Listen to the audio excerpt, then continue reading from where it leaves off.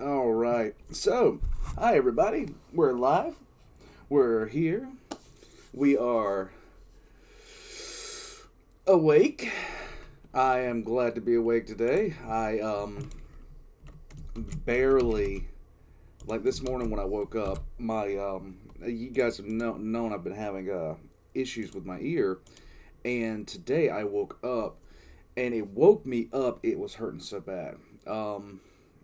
So I'm on a ton of painkillers right now. It is what it is, and I'm just getting on through the day. Right now, I don't even feel my face or ears or half my upper body. So that's how good today is going. How's everybody doing? Let's see who's here. The Master of Context is here. Some Slaneshi Fiend is here. Michael Hawkins is here. Thomas is here. Firecrack is here. The Lord Inquisitor is here, and I'm in trouble. Ronnie's here. He hired some orcs to bring Tau burgers, but they brought Tau sloppy joes instead. That sucks, man. Marco, what's up, buddy? Firecrack is here. Thank you, Scryer. This time on Twitch saves everyone. Something more impossible than usual happens. Things get worse several times, and Doc almost murders Tank. Isn't that a synopsis for like half the episodes so far? Since Tank has been introduced? I don't know, I've been calling him Airlock forever. Guardsmen Enjoyer. Alright, bud, I'll see you when you get back. Hi, Dicolonius, how's it going, bud? Tyler Hull says, so that tech priest that sold me the plasma gun says he's from the Order referred space on Forge World Antioch. I don't know such an order even exists. It seems better than Call. There you go. The hive mind has arrived. The lone guardsman is here. Mr. Reich is here. What do I do that YouTube can't, Mr. Reich? What's going on, Aquila? What's up, Zach? Wolf is here. The Slacker is here. Dark Innovator's here. The Eternal. Eternal, man, I've been seeing you more and more. Welcome to the channel. And Sawyer's here. Chicken Wing Analogy. It's good to see you back, but I don't think I saw you yesterday. Good day, Thomas. How's it going, bud? Okay, so, no, Eternal, I did not get a chance to take a look at the Proto Primer. Like I said, it's been painful the last couple of days. If you guys noticed, I seem kind of like, I normally have a little bit longer of an outro portion of the stream, but yesterday I was trying to get, myself settled and keep, going, just because it was throbbing. It was getting very, very bad. Dark Innovator automatically loves Lionel Johnson. That's how it goes. What's up, Lionel Johnson? It's nice to have a Primarch in here. We sometimes have Alfarius, but we don't know if he's Alfarius or one of the other 30 million Alfariuses out there. Slacker says, you only said to airlock Tank twice now. Nubby, however, has been called to be airlocked since they got to the ship. This is true. Yes, Benjamin. The old man requires self-care. Stop. So one of the things I've been wanting to get is a new logo for the channel and stuff like that, where it's going to be Old Man Lives, and I'm trying to get some sort of animation done on it, stuff like that. Guest Gamer says, I'm playing the Chaos campaign in Battlefleet Gothic Armada 2 as Malos Virkin immediately after Fall Acadia. So far, it's good. You know what? I need to start playing more games on streams with you guys because the sheer fact of the matter is I never finish a game unless I'm playing it on stream because I'm an idiot. Mr. Reich says, I sympathize when I woke up, my head was pounding, my pillow had a huge red patch on it. Turns out my right ear was bleeding all night and I may have an ear infection. These are the drops I'm using in my ear right now. It's for an ear infection. That's what's going on. As long as it doesn't like really become a problem, you might see me grimace once in a while because I'm having like stabs of pain go through the entire right side of my head. Wolf says you can survive Dervil's attack in your ears, if for nothing else to airlock Nubby and Twitch finally. Yes. Hivemind, you played as the Hivemind in Battlefleet Gothic 2? I have no idea. Marcos says my logo should be a commissar being hugged by an Algren. So, does anybody have any interesting news? Anybody have anything going on in their life they'd like to share? Something cool? I like reading about cool stuff. Captain Commander says he's going to get some lunch and maybe some meds, try to get to feeling better. I don't blame you. Yeah, Hobbit, I don't understand. So many people have been saying they, like, just problems with their ears, like, the past couple of days. Ever since, my mother-in-law had one, like, about 3 months ago, and now I have one. And Mr. Reich has one, your mother has one. Apply 999 to the old man. Let's go with SCP-999. Jackson, what's going on, bud? The same. This is the same pain one hears when listening to Watercast propaganda for hours on end. This is very true. A lone guardsman says he plays Battlefield Gothic 2, and the most notable campaign was the Necrons, because the end they tested the Eye of Terror into no existence. Oh God, yes, ear COVID eternal. Zach says his life's going horribly. I'm playing Metal Gear Survive. Oh God, you poor child, you poor child. You just finished cleaning your refurbished 1911. What kind of 1911 do you have? Is it the Colt or Kimber? If it's not Colt or Kimber, well, I just like Colt and Kimber. Anyhow, let's see.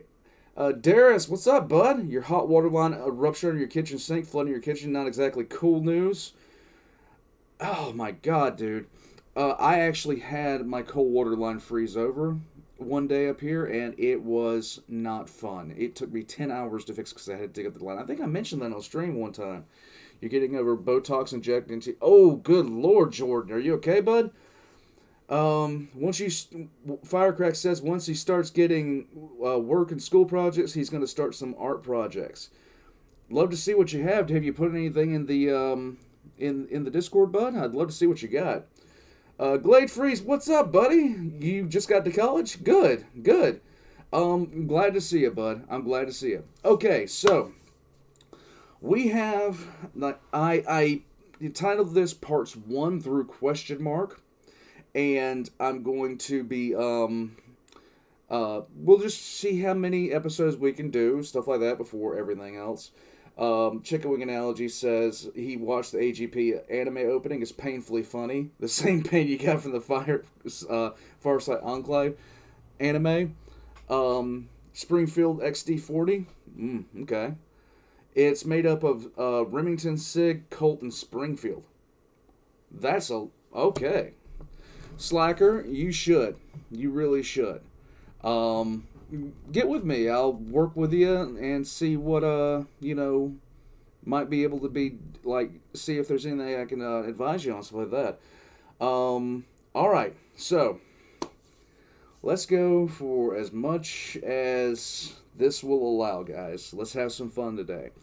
All Guardsmen party, who's ready for Tyranid delivery experts? Let's see. You're in the project of a 40k fanfic. Diclonius has a fanfic too. He has a fanfiction. Oh my God, does he have a fanfiction? Oh Lord.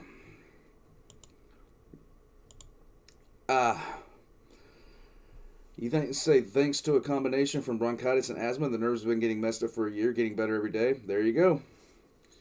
All right. How far am I behind? Here we go.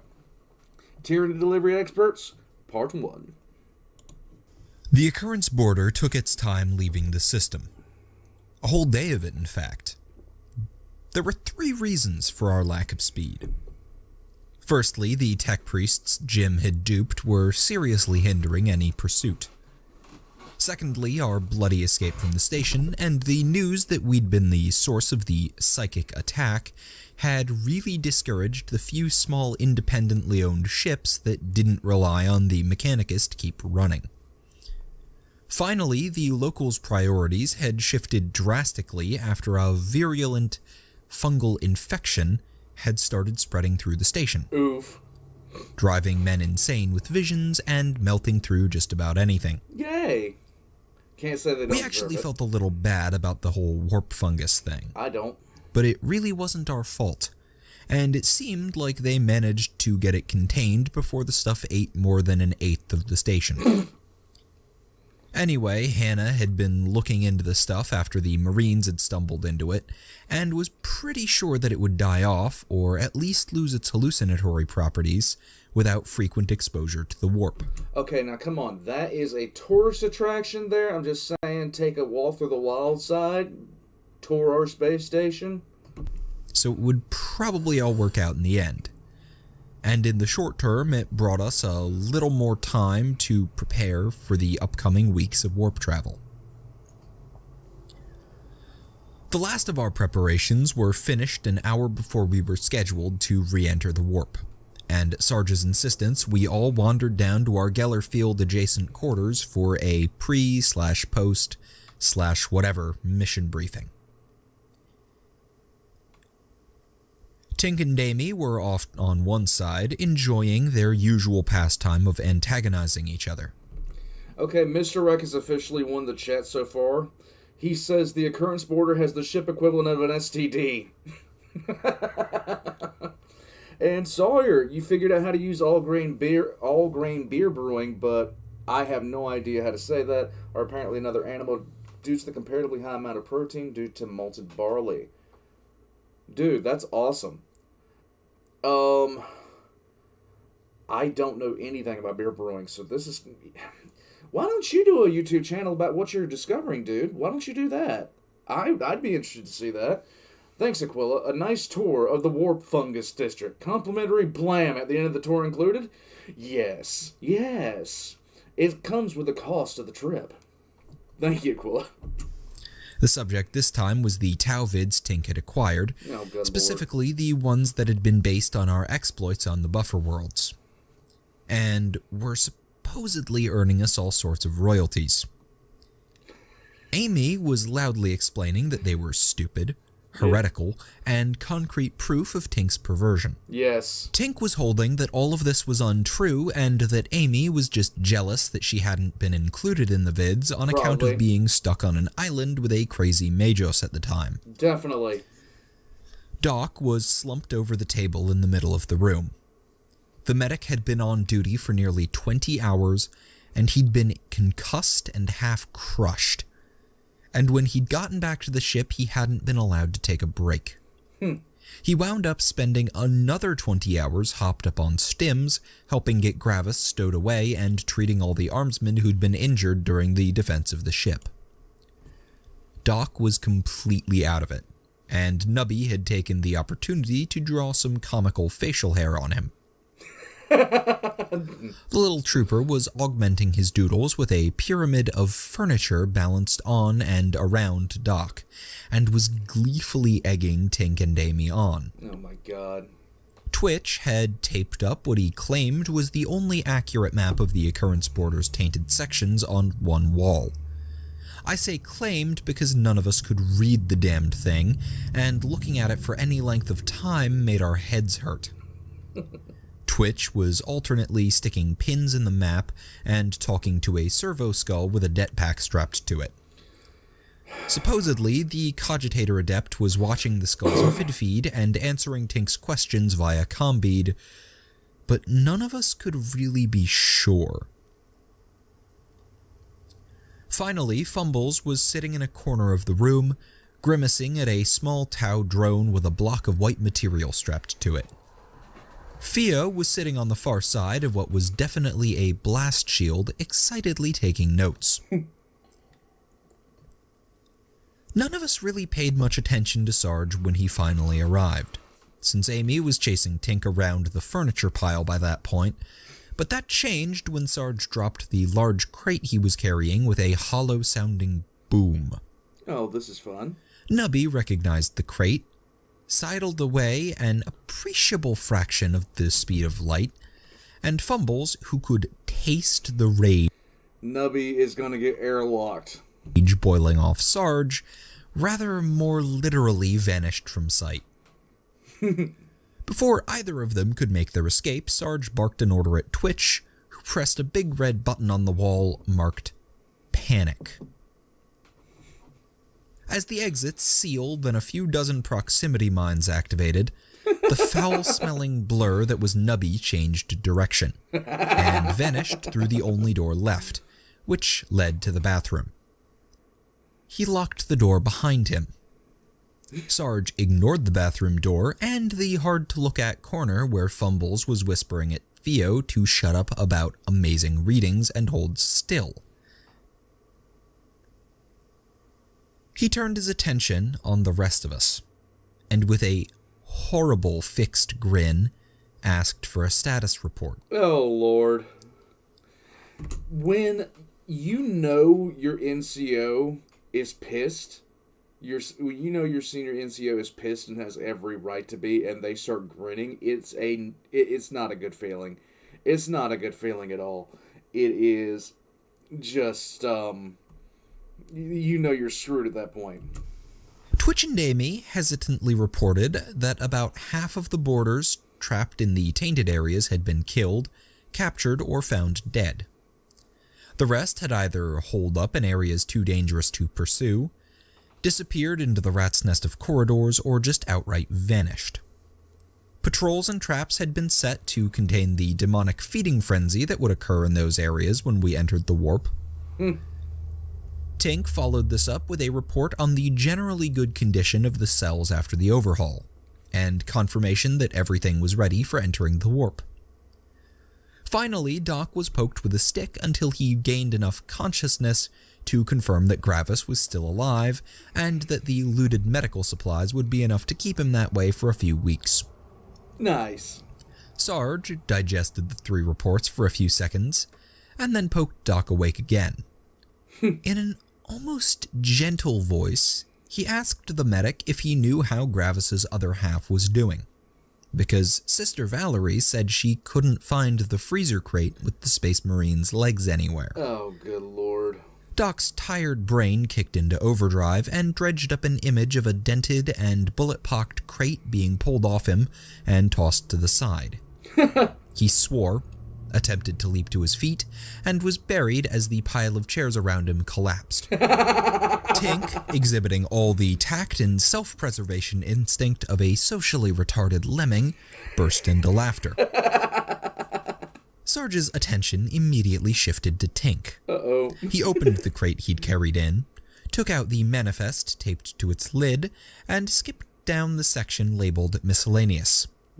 His false grin completely gone, Sarge asked Tink if he knew where 1 data slate, Fecundia pattern, 1 Astartes grav chute and grapple harness, Oh, no. 2 single-shot grav flares, and 1 Mark 7 power armor helmet could be found. Tink's poker face lasted until the helmet was mentioned, and he involuntarily glanced towards where Spot was sitting. Oh, no. He looked back to find that Sarge had somehow teleported across the room and was now practically nose-to-nose with him. Then the shouting started. Of course, despite all the shouting, and the part where he dragged Nubby out of the bathroom and held him in the air by one leg, Sarge wasn't really that angry. Even though he'd grown rather stodgy since his promotion, he was still a guardsman, and he knew all about the importance of recycling. Yes. The truth was that after how badly our resupply mission had gone, he'd just needed to shout at someone. And the way we'd scavenged, disassembled, sold, or just plain lost a Space Marine's worth of war gear and legs was as good an excuse as any. Oh, yeah. We put up with Sarge's stress-relieving tantrum. He still doesn't know about the power sword, does he? And thanked the Emperor that he hadn't found out about what the power sword had actually been traded for. Oh, Lord. I mean, Theo claimed that the chunk of Wraithbone was extremely valuable and the key to all sorts of psychic engineering, but he didn't actually have any idea how it worked. Lovely. Or what he was going to do with it. Sarge finding out that we'd lost the power sword because our captive Xenos wanted to commit some science on a spooky rock would have resulted in some real shouting. So, once Sarge had started feeling better, and had mandated that Sister Valerie was now in charge of Gravis's bolter and what was left of his helmet, he brought... Thank you. Thank you, Hobbit. Hobbit says they are not orcs, they are blood ravens. I still say this is a party of orcs. I don't see any other way this stuff could be happening at all. Brought the rest of us up to They're in the Imperium. date on what he, the Adepts, and the captain had decided. The gist of it was that we hadn't appropriated enough fuel to reach the system where Oak's lab was. Oh, yeah. So we were going to make another stop and would offload Gravis, send a message to Oak, and repair whatever damage the Zoanthrope had caused by that point while we were at it. Yes, Diclonius, they did. Our response to this news was conflicted at best. We knew that we'd be wanting another pit stop by that point, but we really didn't want to go through all that shit again. And since the astropaths were telling everyone that we were Inquisition impersonation heretics, it seemed inevitable. Yes. Sarge assured us that he, or at least the smarter people who worked for him, had figured out a solution, though. Oh, lovely. The theory was that the astropath's lies would catch the attention of the Inquisition pretty quickly, and they'd send out a team to investigate what had happened on the station. Unless paths managed to purge all records of our visit, which would probably require killing pretty much everyone in the Administratum from the Prefect on down, it'd be relatively easy for the Inquisition to identify us based on vid recordings of Sarge and the ship. Right. And Ronnie's makes a very good point. When your commander yells at you for more than 15 minutes, you're not really in trouble. This is very true. And determined that the astropaths were full of shit. Then, after a judicious amount of purging, they'd send out a follow-up sector-wide message to clear our names. The nearest Inquisition outpost was 5 days away from the station, so call it a week to hear about the problem and travel to the station, another week to sort things out and send the all-clear, and a third week just to be safe.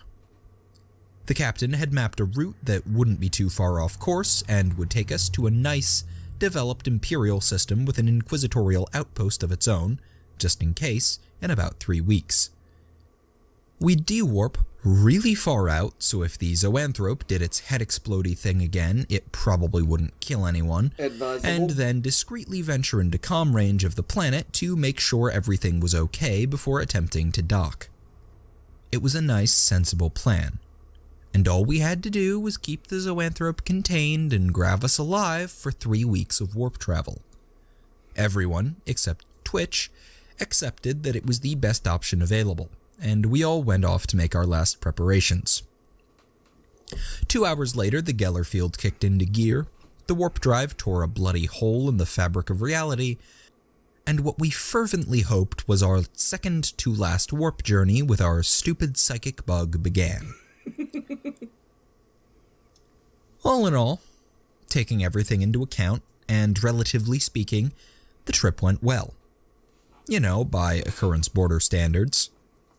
Especially if you ignore all that ominous stuff with the ghost Tyranids. The what? Doc, per usual, went most of the trip in the medbay looking after Sergeant Gravis. The bisected Space Marine's condition wasn't good. The Tyranid bioweapon that had been introduced into his system was unquestionably alive, and was constantly attacking what remained of his organs with a wide variety of poisons. Gravis's Space Marine biology was fighting back, but was seriously hindered by the gross trauma he'd suffered, not to mention the loss of those organs in his lower torso. Yeah. The only thing keeping Gravis alive was his power armor's automated Medicae system, a large pile of life support machinery, and regular aid from Doc and Sister Valerie. Since he didn't have an entire medbay to run, Doc handled Gravis most of the time. Sister Valerie covered for him when he was occasionally needed elsewhere for more combat-oriented medical duties, and after a week of increasing grumpiness on both their parts, her senior subordinate was put in charge of the night shift. Anyway, between Doc's steadily increasing experience treating the torsified Space Marine, and the large amount of medical supplies we'd requisitioned from the waystation Alimentum Primaris, Gravis was kept. Well, the train is coming. Isn't it lovely? The hive mind says that they have joined Chaos. Uh-oh!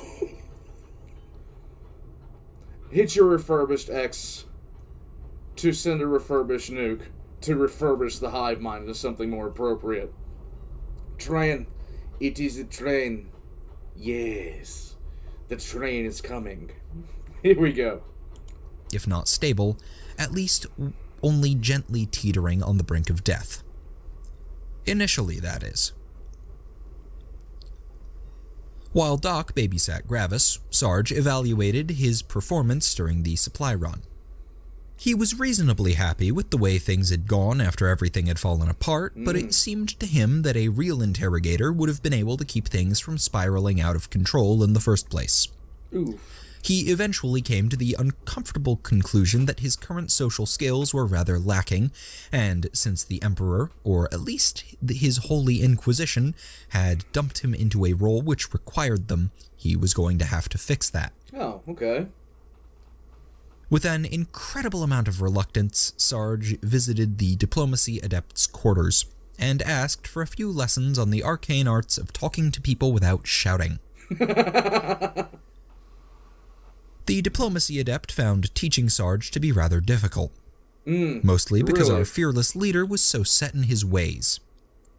In Sarge's book, deception and disguise were accomplished using stuff like helmets on sticks, camo paint, and smoke grenades. Inquiry and intimidation shared a definition, and involved little, if any, talking on his part. And the pages that covered blather and charm had been removed to make more space for the chapter that covered command. Regardless of the difficulty involved in reversing a lifetime's worth of sergeanty preconceptions, though, the two of them did make some progress as we traveled. Admittedly, it was very slow progress, and involved an awful lot of yelling, but progress nonetheless.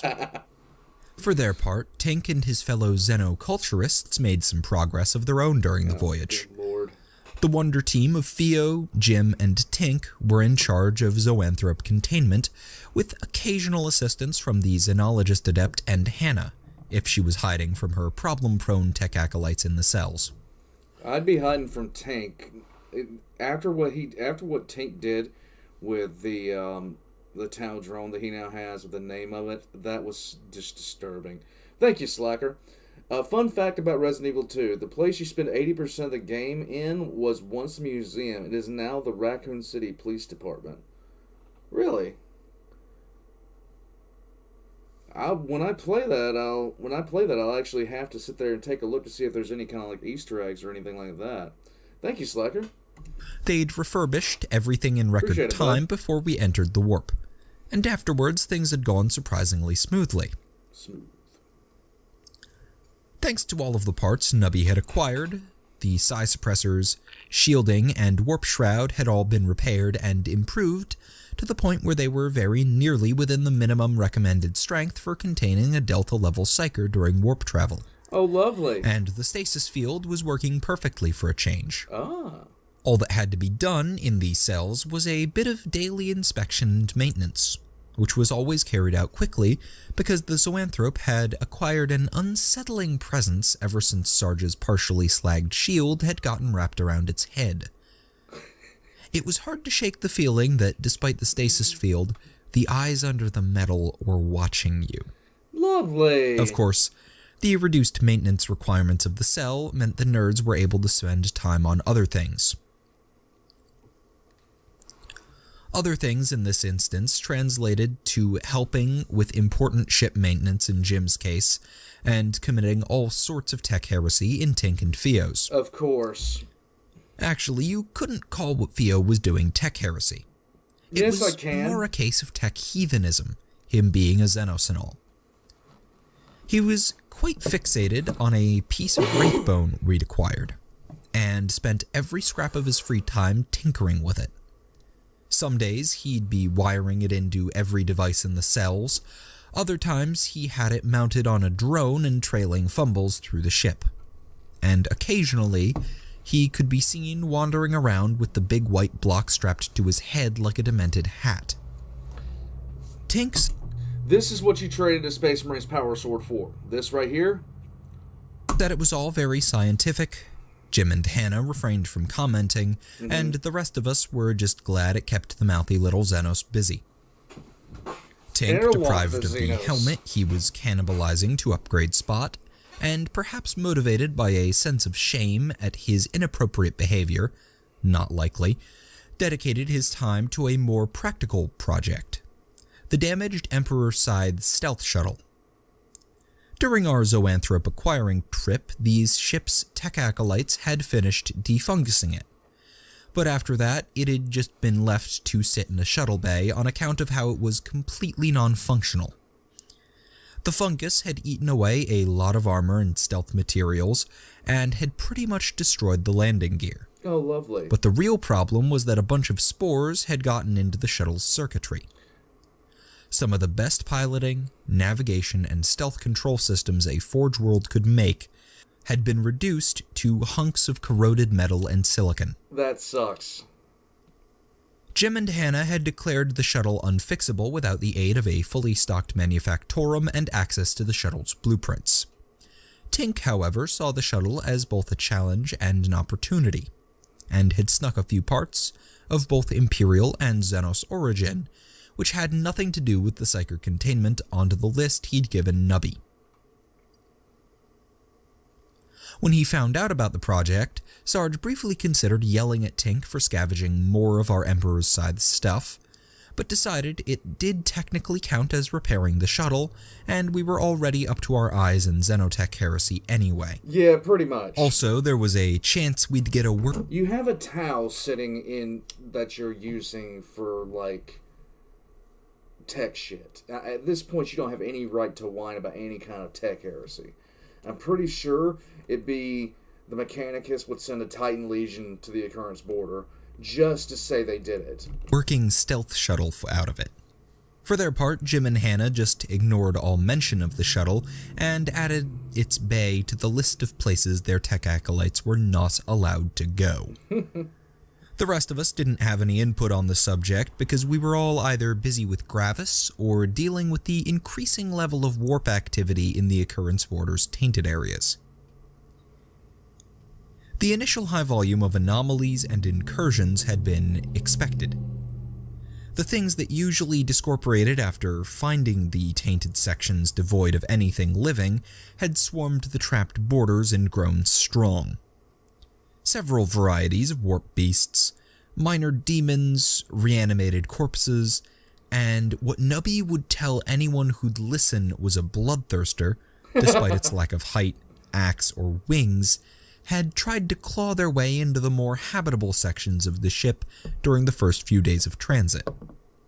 Thanks to the fact that we'd known the general location of the borders, the unholy horrors had come through to find numerous traps, swarms of jetpack-armed suicide skulls, the hardened priests and armsmen that made up the ship's watch, and a few well-armed guardsmen waiting for them. At this point, the armsmen of the occurrence border are going to be one of the best chaos fighting groups in the entire Imperium, considering what they're doing on a day-to-day basis. Thank you, Aquila. Aquila says, using Xenos for odd jobs is a proud inquisitorial tradition. After all, when you enforce the rules, you can break them. Yeah, you'd be surprised just how many rules the Inquisition breaks, like horrific amounts of them. And Hobbit, you said what I was thinking. How many server skulls are on this damned ship? Like, I was just thinking that, because you'd have to raid a crypt every 5 minutes to keep these skulls active. It is absolutely ridiculous. Thank you, Quill. I appreciate it, bud. Even with prepared positions and numerical superiority, though, tackling warp creatures can be tricky. Over the 3 days it took the last of the borders to expire, the demons and the anomalies that manifested around them took a small but significant toll on the defenders. Some men were torn apart, others went insane, an unlucky few ran afoul of the occurrence border's chronic mechanical problems, and one or two forgot to check what was on the other side of a door before stepping through it. Lovely. Of course, none of us were on the casualty list. Good. Prior experience with this sort of thing, not to mention better quality weapons and a rather pragmatic approach to questions like, do you think that thing with the tentacles is still in there? Meant that we made it through without significant injury. Insignificant injuries and close calls are a different matter, mind you. Something in the third wave of demons threw Fumble's powers out of whack and caused a few burns and bruises for everyone present. And then there was a hairy moment when Twitch barely stopped Amy from stepping through a door that inexplicably opened into one of his minefields. Ooh. After that, one of Nubby's augmetic feet had to be plasma cut off and replaced on account of how he tried to kick a nurgling in the Nadgers. Oh, and the one time Doc came down to help with the casualties, a priest he was treating tried to eat his face and had to be exorcised. Clubbed into unconsciousness using his own book of holy verse. Hey, that's hard faith right there. That is hard faith. Anyway, things calmed down after the third day, and once the various bits and pieces had been incinerated, jettisoned, or tossed back into the tainted sections, the bulkheads were resealed and everyone got back to their usual routine. Unfortunately, things didn't stay calmed down.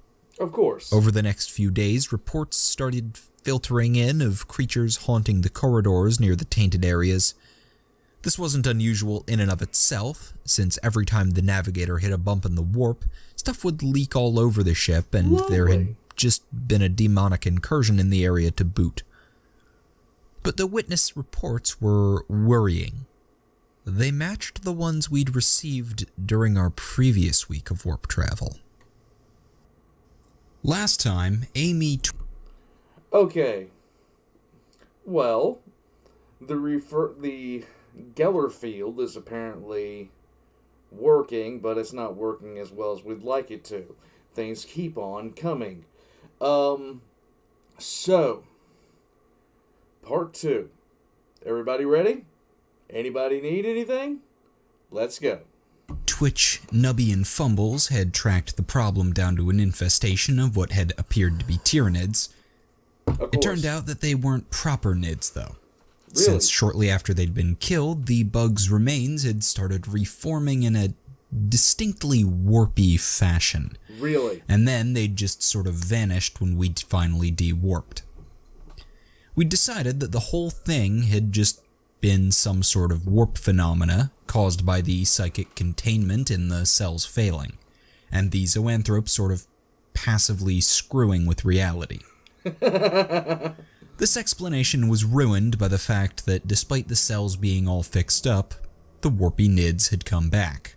Yay! Or maybe they hadn't. It was all a bit of a mess. Hobbit says, thank you, Hobbit. Hobbit says, request to rename the ship the Refurbished Border. At this point, like, it's free real estate. It's just terrible. The ship has been, like, this is the 7th time the ship has been refurbished in some way since they took possession of it. In any case, continuing on. Thank you, Hobbit. The problem was that this time, the Tyranid-shaped creatures that Nubby drew out with his damsel in distress routine were different. They had an appearance and behavior that could best be described as ghost-like. Not ghost-like as in sneaky, but ghost-like as in like a ghost. Literally. Now, the occurrence border was practically littered with warp ghosts, but human ones. Right. For the most part, they just wandered around reenacting their lives and deaths. I want another shot of the poker room. I need to see my boy Cutter again. Josh, thank you. Josh says, and they don't stop coming, and they don't stop coming, and they don't stop coming, and they don't stop coming. Nids in a nutshell. This is excruciatingly true. Thank you, Josh. I appreciate it. Firecrack has sated his hunger. It's good. Demonids, yes. Demonids in space. We're in the warp. It's a bad day. With the occasional occasional Poker bout room, of let's go. unsettling whispering or screaming thrown in. Thanks, Josh. They were harmless by and large, and even provided decent entertainment on slow days. But that could change if someone or something managed to get their attention and drag them into sync with what passed for reality. Yes, we'll see the poker room again. Anyway, the Tyranids we found literally haunting the fringes of the tainted areas displayed all the signs of being warp ghosts, except, Tyranid ones. They sort of milled around in the shadows, drifting through walls, making clicking noises at each other, and gnawing at stuff that wasn't there. No. Until we got too close or had fumbles poke 'em. Then every ghost nid in the area would swarm in around the agitated one, and become an awful lot more solid until a few bolts of plasma blew them back into black and green smoke. Lovely. At first, the ghost Tyranids were just puzzling. Based on the little we knew about the warp and what information our Xenology adept could provide, it shouldn't have been possible. Your average You're on the occurrence border. Everything is possible. Welcome to hell. It doesn't have a mind, much less a soul, and those are pretty much requirements for being a ghost. Otherwise, the warp would be littered with ghost bricks, trees, rocks, or whatever. Everyone agreed that something odd was going on, but no one could figure out exactly what it was. But we do have a ghost brick. It's the head of Ferris Manus. I'm just saying. At first, we just blamed the zoanthrope, but Jim and Theo checked and couldn't detect any psychic energy leaking out of the cells, and Fumbles backed them up.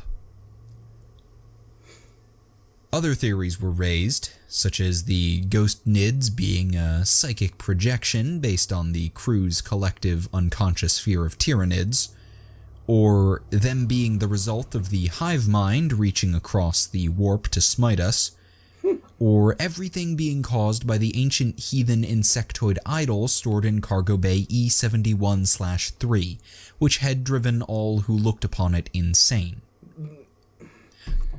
I don't care what it is at this point. I'm blaming Nubby for it. These were all shot down for various reasons, such as the fact that, according to old Bill, the idol's various limbs had been holding up a plasma conduit for 13 years now, without any significant problems.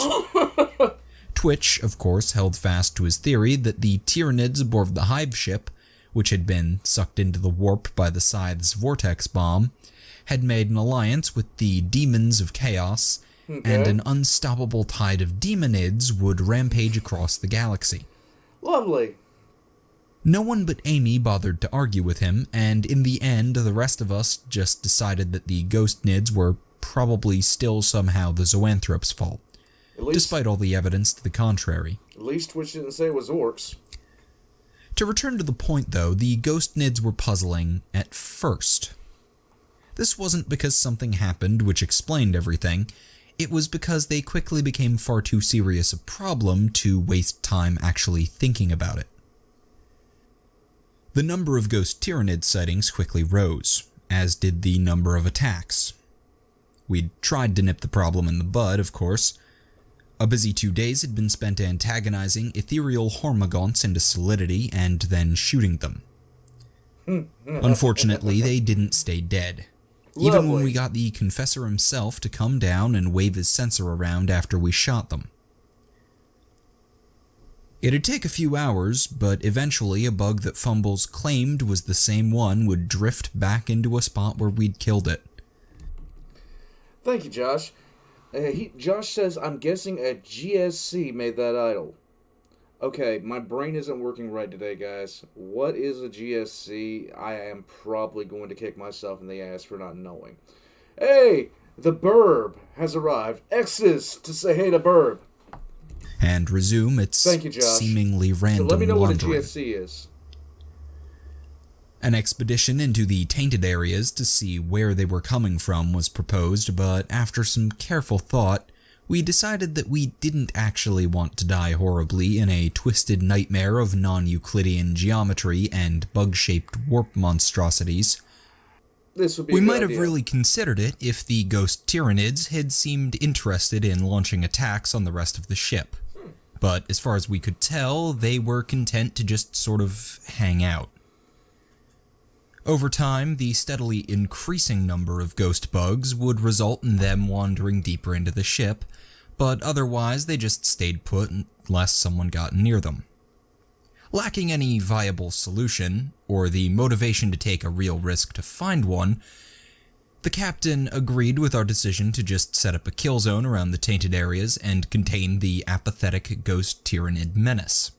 The containment strategy... You know, I've heard a lot of stuff in 40k, but I've never heard of an apathetic ghost Tyranid menace. I just never have heard of this. I've never heard of it at all. It is literally the best thing, period. Strategy wasn't sustainable in the long run, since the number of bugs was inexorably increasing, and they were able to expand in 3 dimensions as well as through walls, too. Lovely. But we were pretty sure that if we gave a little ground when the numbers got too high, it'd work long enough for us to reach our next resupply point. Also, if things got really bad, we could always de-warp and sort things out at the expense of a few days of travel time. Since there wasn't any immediate crisis, we settled in... Okay. Thank you, Slacker. Thank you, Josh. Gene Stealer Cult. I don't know why my brain was not operating on that. I'm an idiot. I am an idiot. I should have figured that out. But, what? Oh, my lord. They now are dealing with a ghost Tyranid invasion of the Occurrence border. And they are losing ground in the ghost Tyranid invasion. Somehow this doesn't surprise me. But it should. But it doesn't. I feel tainted. It's bad. Thank you, Josh. Thank you, Slacker. Into a slightly more stressful than usual routine and got on with our lives. Amy assumed command of the entire lower aft portion of the defense. She didn't actually ask for permission or anything, mind you, she just walked down there and started bossing everyone around. The only reason that the captain and his master-at-arms didn't kick up a huge fuss about this blatant disrespect was that Amy was actually very good at this sort of thing, having been born and raised for infantry command before her career change to inquisitorial gooning. The rest of us noticed that despite how much she complained about the poor quality of her troops compared to her old regiment, Amy seemed far happier than she'd been since her disastrous mission with the half-mad Majos. Or, if not happier, at least less prone to spontaneous violence. Since Twitch, not to put too fine a point on it, wasn't really sane enough to command a squad, much less an entire flank of the defense, his assistance to the containment effort was a bit more ad hoc. He scampered around, shoring up defenses and setting up traps without any discernible rhyme or reason, and everyone else just had to adjust their deployments to fit. It was all surprisingly effective, though in retrospect it really shouldn't have been. He'd spent more time patrolling the borders of tainted areas than anyone except old Bill and his senior engineers, and knew which spots were defensible and which ones weren't by heart. Initially, Nubby just sort of mooched around the various fronts, assisting with the supply effort. But since his partner in petty crime was the only psyker around who wasn't busy steering the ship, this profitable arrangement didn't last. We'd quickly discovered that Fumble's ability to sense the ghost nids from quite far away and through walls was invaluable, especially since he could share what he sensed with anyone nearby.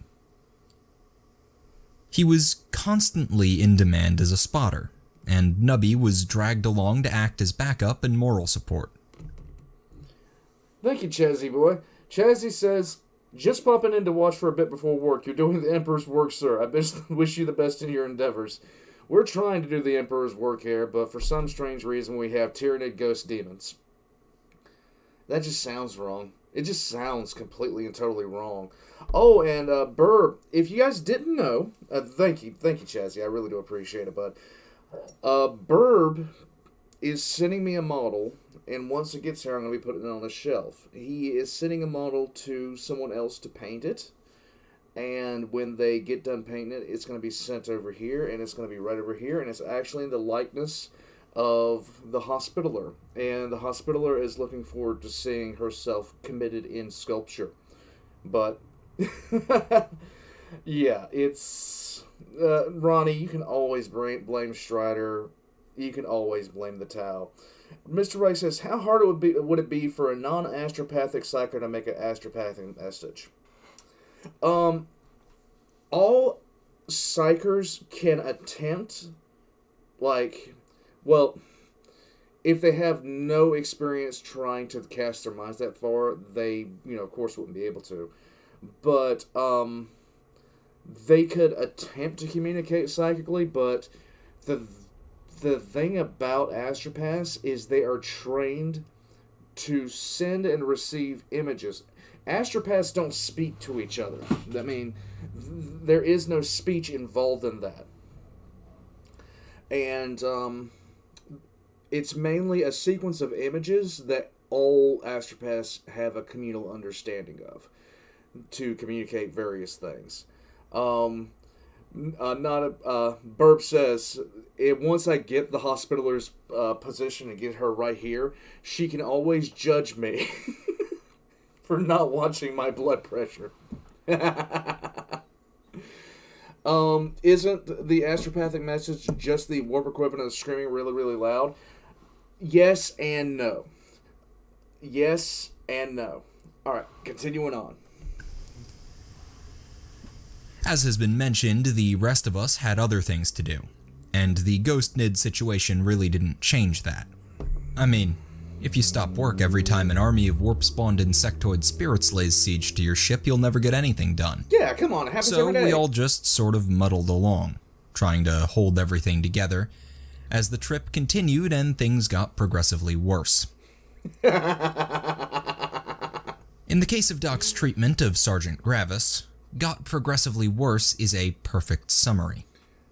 The Space Marine's condition went steadily downhill, and not in the ways Doc or Valerie had been prepared for. He's half a man at this point. Come on, guys. There were seemingly random seizures, spikes in neural activity that indicated horrible nightmares, lovely, inexplicable changes in the behavior of the biotoxin, and even a few spontaneous mechanical failures in the life support machinery.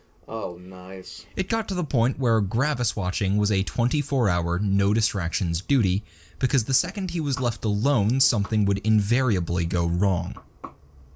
Doc, not being born yesterday, blamed all these problems on the warp in general, and the zoanthrope in particular, but he couldn't figure out the why or how, and had no idea what to do about it. Lacking any proactive treatment ideas, aside from exiting the warp or killing the zoanthrope, Doc dedicated increasingly large portions of his time to Gravis watching, and developed a rather disturbing tendency to talk to the comatose Space Marine. Oh, Lord. Tasteless. Chezzy asks, aren't astropaths soul-bound to the Emperor in order to reinforce their souls? Yes, they are. In fact, the psychic conditioning that astropaths get is... it's brutal. Some of them don't recover from it. And in fact, the black ships usually take the astropaths and when they're put in processing, they're put through the soul binding process, and it's such a traumatic experience that the ones that break are fed to the Emperor. Lovely. Thank you, Strider. Thank you, Slacker. Slacker says, blame Strider is likely to outlive me at this point, and I'm weirdly proud of an offhand comment made midstream. Guys, Strider is continuously happy that my Halo playthroughs were ruined by him ruining the Flood's horror aspect for me, because at one point we were talking about, what kind of, what each species in the Covenant would be attracted to.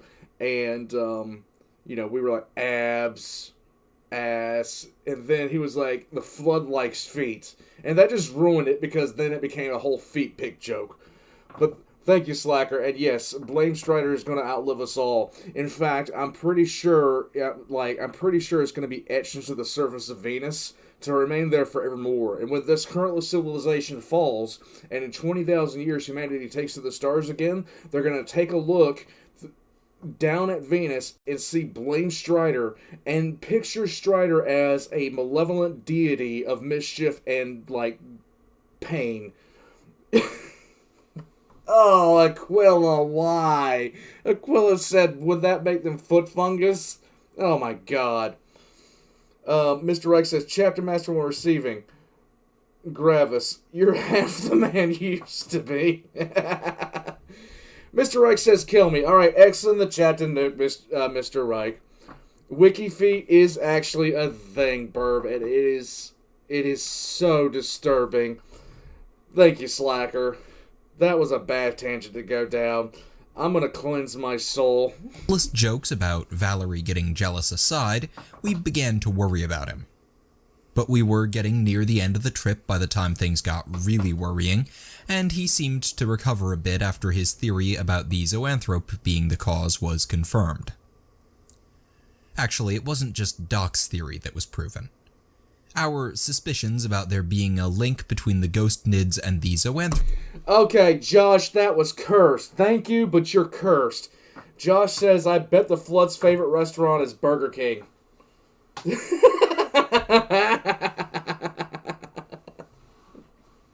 That's cursed. That's absolutely cursed. Trope were confirmed Thank you, too. Josh. What happened was that 3 days out from our destination, nearly a quarter of the psi suppressors in the cells failed at once. Lovely. This didn't come as a complete surprise, mind you. Even in stasis, the zoanthrope's mere psychic presence, not to mention the warp itself, wore down the machinery and shielding that restrained it.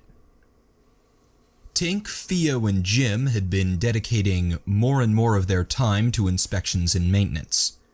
But there was only so much that they could do given the general cludged-together nature of the cells. So they'd been sort of ready for something like this to happen, and had made sure that someone was always on duty.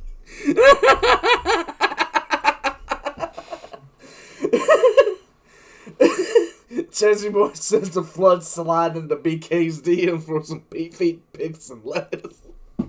When the failure happened, Jim had been right there to start fixing things.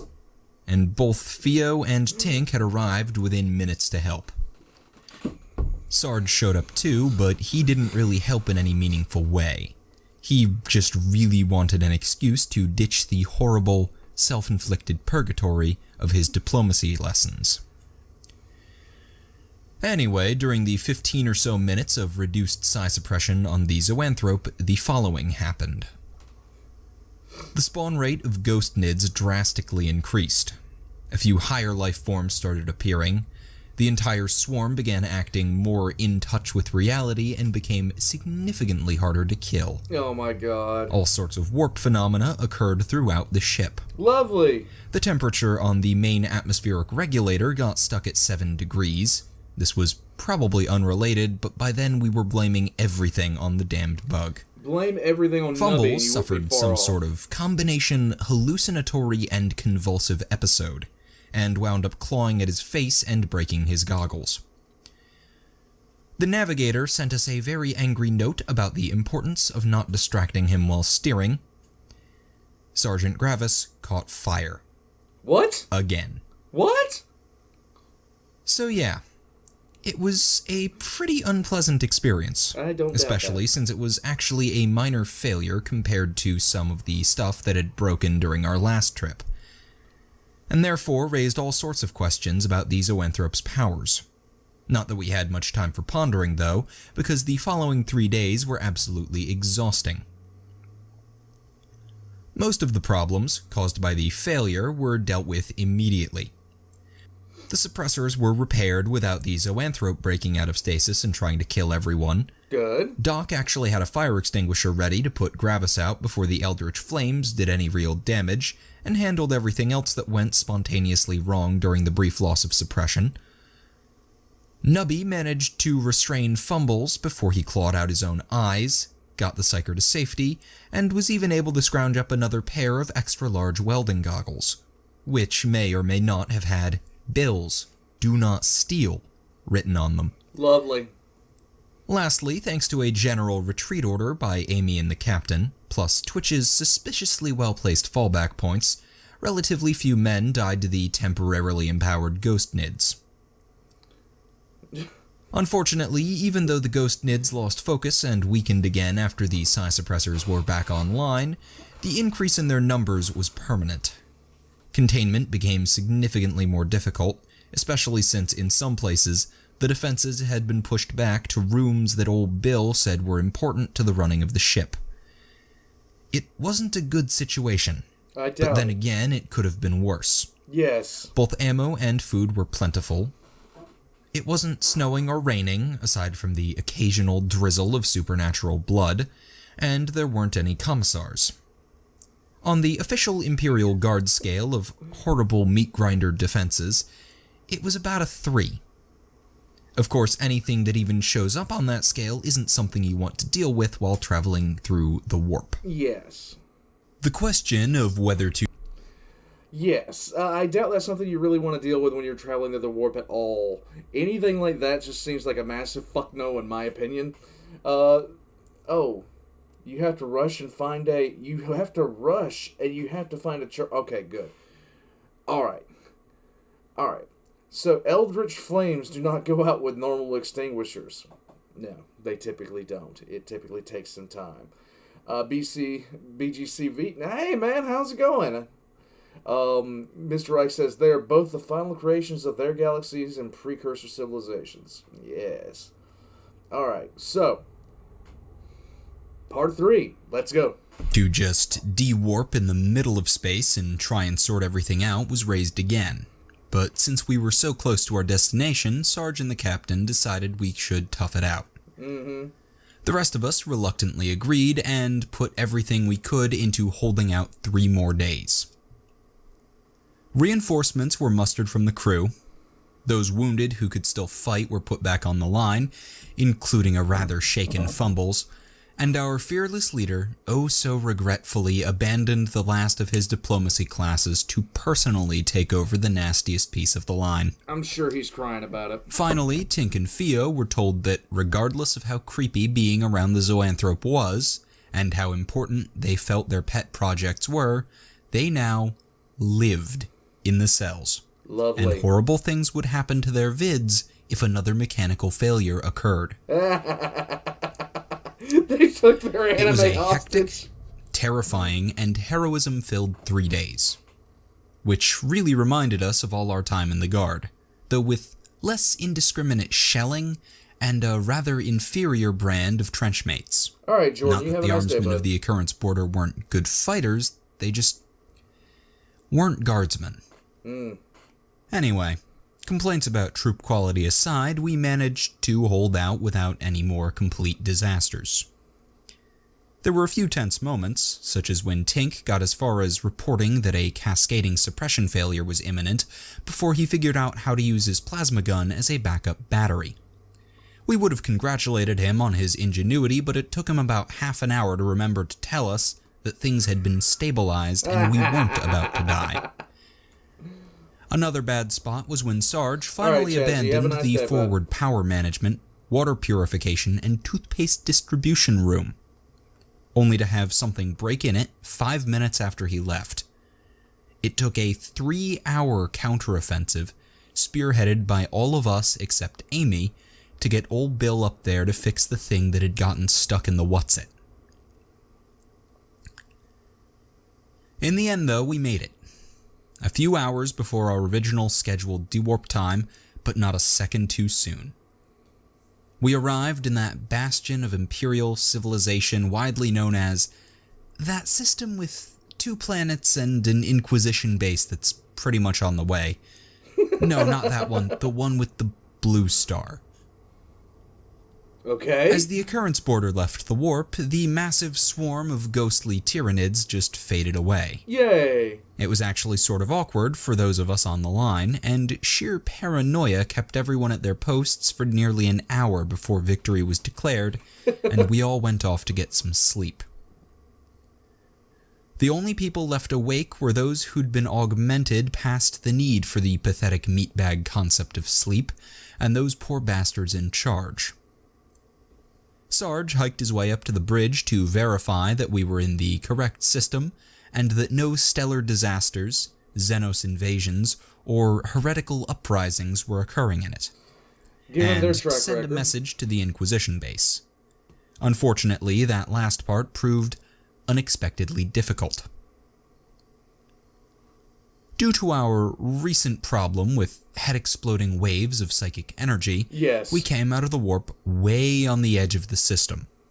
Of course, the universe despises all rational planning, so the zoanthrope stayed completely quiet during the transition, and all our careful precaution accomplished nothing aside from leaving us several days of normal space travel away from our destination. In fact, we were so far out that our sensors could barely even pick out the largest ships and stations around the planets, and it'd be days before we got into Vox range. This annoyed Sarge, who wanted to get started on the whole process of proving our identity and requesting aid so he could stop worrying. Right. The captain sympathized with him and rather sarcastically asked Sarge if he wanted to try to make a micro-warp to get closer to the planets. No. Sarge told him to go fornicate with a waterfowl, and then wandered off to try and nap away his paranoia. The rest of us weren't too concerned about the travel time, since moving through normal space was downright relaxing by our standards. If left to our own devices, we probably would have spent the entire time asleep, drunk, or watching heretical cartoons. There you go. But Sarge didn't approve of idle troops. After a mere 16 hours of sleep, he dumped every one of us out of our nice warm bunks, gathered the entire team plus old Bill and Jim together, and began giving orders. The impromptu briefing started with Sarge informing us that the captain had spotted 3 ships of indeterminate size heading our way, and per tradition, Twitch interrupted to tell everyone that he had a bad feeling about this. Of course Twitch does. After a few minutes had been wasted on half-comedic speculation, Sarge shared the captain's assurance that this was a perfectly normal response to how far we'd warped in. He claimed that it was, in fact, a good thing, since they'd be able to help us by passing our Vox messages on to the Inquisition base earlier than we'd expected. It'd still be over half a day before we were in range though, and in the meantime there were things to do. Tink and Theo were told that their pet projects were still on hold until they made sure every system in the cells was working fine, and compiled yet another parts list. Doc, who was annoyingly chipper after his first real break from Gravis watching in over a week, was told to ditch the Marine on his girlfriend and get his gear ready. The Adepts were told to do whatever adepty things needed doing before we talked to whoever ran the local Inquisition base, except for the Cogitator Adept, who was told to use whatever data thingies and compuwhatsits to figure out where the ghost nids had been coming from. He responded with a lot of useless technobabble and complaints about not being a demonologist, damn it. But after Sarge glared at him for a while, he went off to his closet and got to work. Everyone else was ordered to get ready for a short expedition. A few hours later, the Cogitator Adept delivered a data slate containing what Twitch and Bill assured us was a map marking 4 locations in the occurrence border's various tainted areas. The rest of us took their words for it, and Twitch was put in charge of deciphering it into 3-dimensional directions.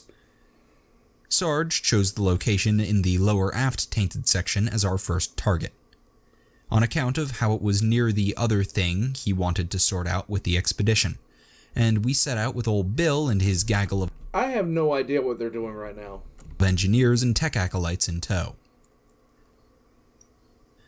Now, we call it an expedition, and we went in heavily armed.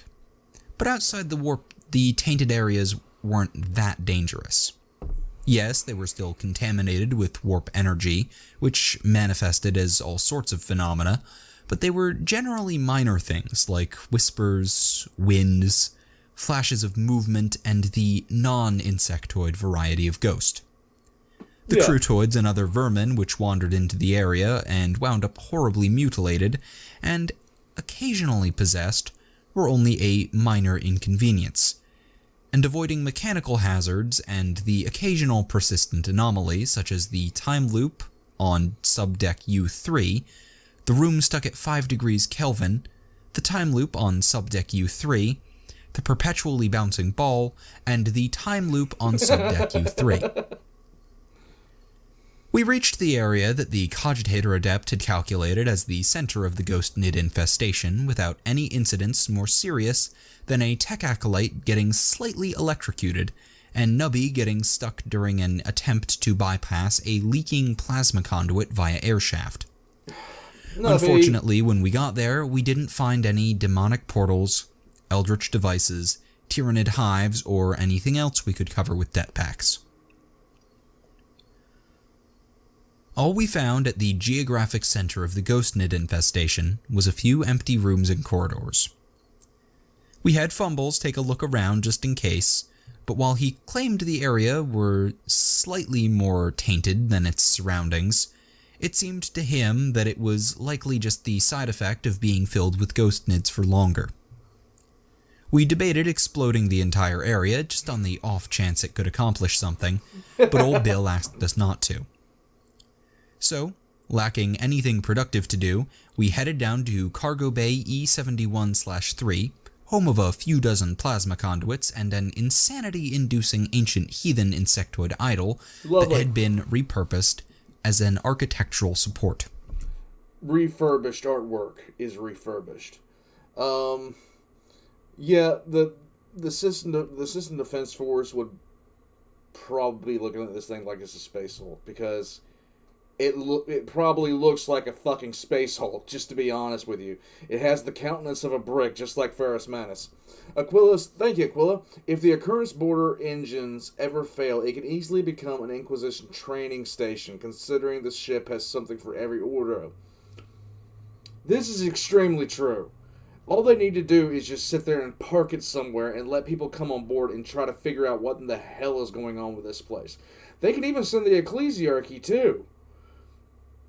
Send the Ecclesiarchy with the warp, with the warp tank in the area. They could probably sit there and try to, practice exorcisms on minor demons. It would be something good. Let's go. Let's do it. Thank you, Aquila. Slacker says 5 degrees Kelvin is negative 450 degrees Fahrenheit. That part of the ship is fracked and no one sane should go through it. Slacker, we are watching these people. Which one of them is sane? Not even Sarge is sane anymore. They've lost their minds. It's over. They're gone. They're gone in the brain. It's a done deal.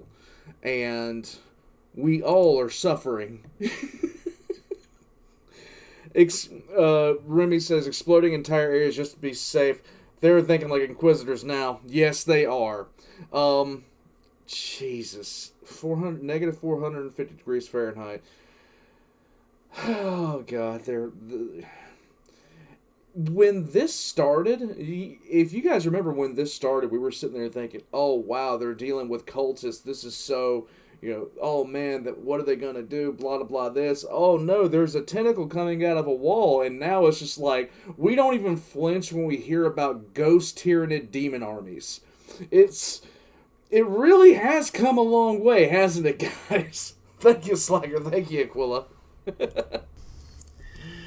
Operating on the theory that even if it wasn't related to our bug problem, it probably wasn't a good idea to have a giant eldritch statue just sitting around in a warp-tainted cargo bay, we asked old Bill to figure out a way to disentangle the plasma conduits from the idol. Not so we could study it, of course, that would be silly. We just wanted to make sure that the engines wouldn't explode or something when we destroyed the thing. Yeah, there you go. Old Bill grumbled a bit about not fixing what isn't broken, but he and his boys threw a tarp over the thing's horrible, mind-shattering visage and began scavenging replacement parts from the surrounding area.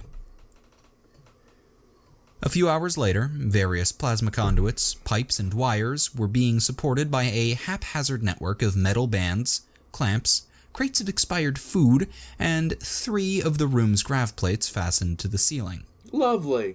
The tarp-covered idol was dragged to the center of the room, and a pair of melt-a-bombs with what looked suspiciously like crossed scythe icons on their sides were fastened to it. Oh my god. The horrible chittering screaming went on for quite a while, but it trailed away as we reached the edge of the tainted area, and nothing else really happened.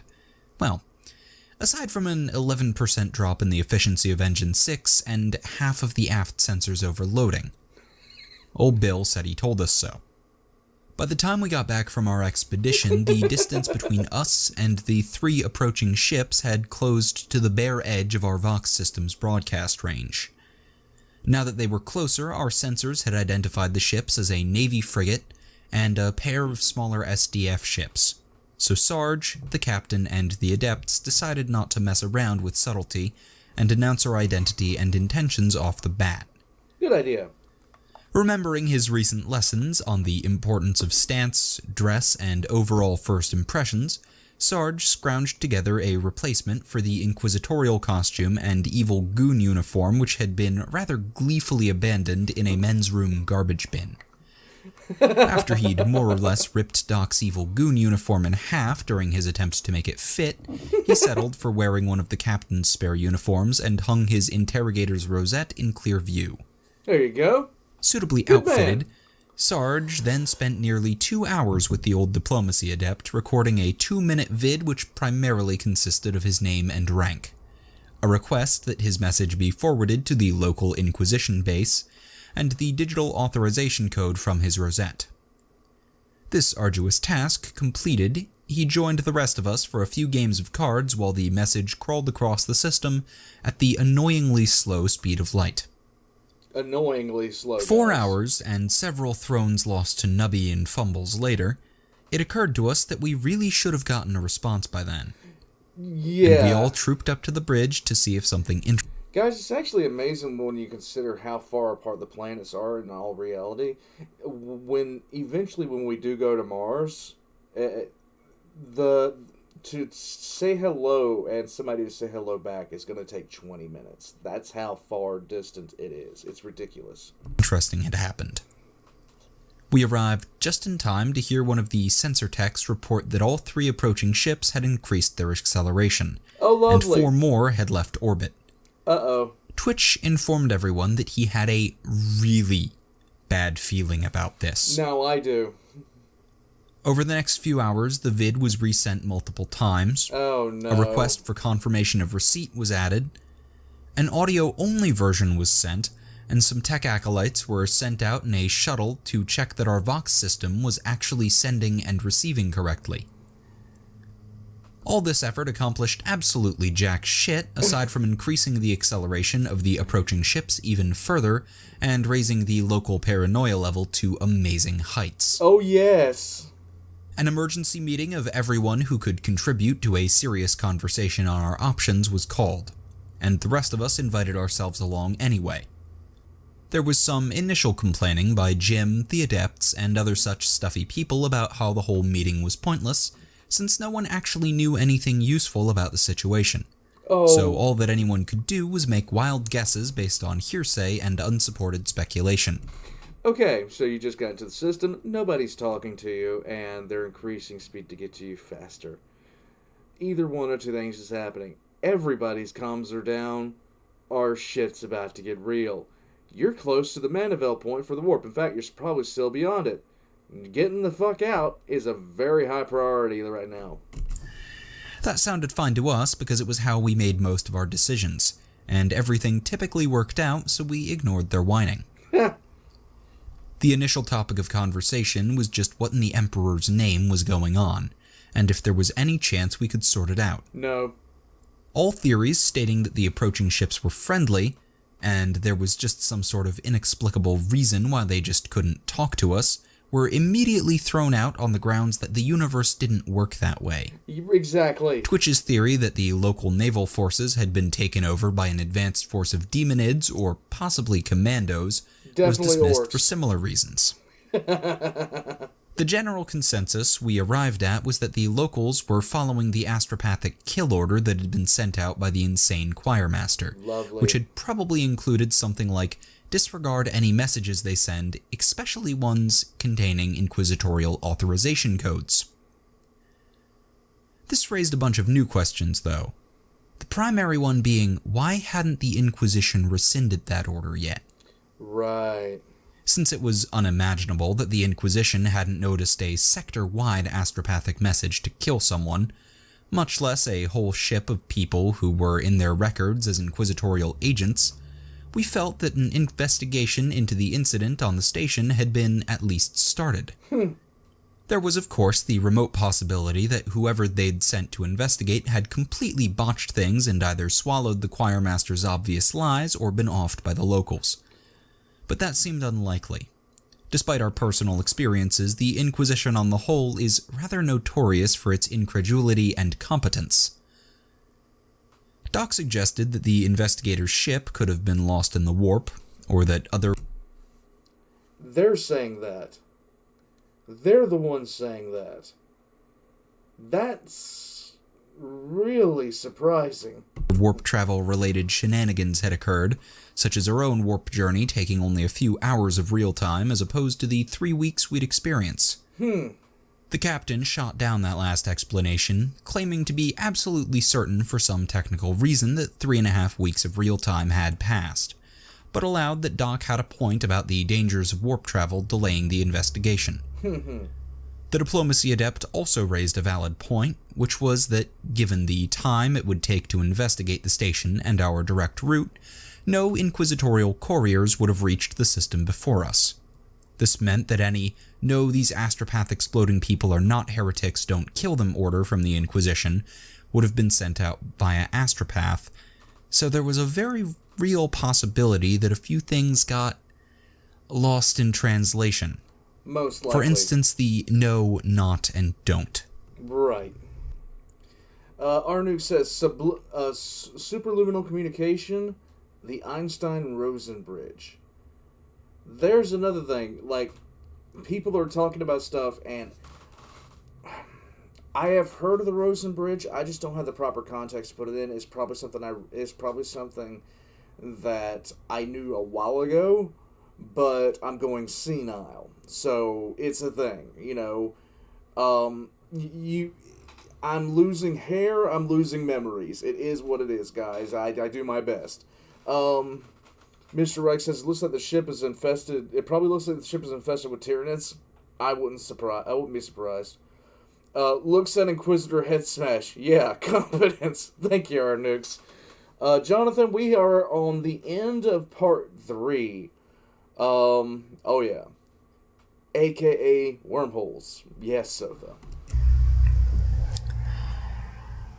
Both of those explanations okay, sounded good enough to us, but they didn't account for why the local Inquisition base wasn't doing anything, and that was a more pressing concern at present. The whole reason we'd picked... Alright, Guardsmen, you have a fun day, okay? Darius says Eisen-Rosen bridge is pretty much the scientific term for wormhole. Okay, now I got it. Tyler Hull says, we can refurbish your hair, old man. Hold on. Don't get alarmed, I'm not the Primarch. I really am not. I don't know if this can be refurbished. I don't know. But, like, I don't have a 4-head, I have a 10-head. It is what it is. And, yes, I do have the countenance of a brick. What is this? Like, the mark on my nose right here is just crazy. Oh, my lord. Okay, there we go. Let's see. Ronnie says, you can follow an Inquisitor's order. An astropath doesn't outrank the Inquisition. An Inquisitor will just say, why did you believe a traitor? This is completely, stunningly accurate. If an Inquisitor says somebody's a traitor, nobody's going to listen to them. Sotha says, also, if we do find a method of faster than light travel, it's definitely going to be the warp drive. It is so interesting the way, if you guys didn't know, the Star Trek symbol is actually a mathematical formula. It's interesting. Eternal says, question, are you on the side of Rogel Dorn with a mustache or without one? Mustache Dorn. Let's go. Mustache Dorn. Darius says glasses sitting a bit too tight on your nose. No, I'm not really sure. Like every once in a while this comes up. Like today's just one of those days where it happens. It doesn't normally do that. It doesn't normally do that at all. They normally just sit really like placidly. I'm not even sure what this is right here. Not sure what this is at all. It's probably from me laying down last night. I don't know. Every once in a while I get that as well. It is. Benjamin Rich says we can rebuild him. We have the follicles. We have the follicles. Yes. Mutton chop Dorn. Yes. Elite Dangerous uses something like warp travel too. You know, I played Elite Dangerous the first few days it was released, but like I never really could get into it. I never really could. It just something about it just didn't sit with me. I don't know why. It had all the hard marks. The graphics were great. All the systems were excellent. It was a really fun experience, but for some reason it just didn't. I didn't mesh with it that well. The Hair City Club for Men.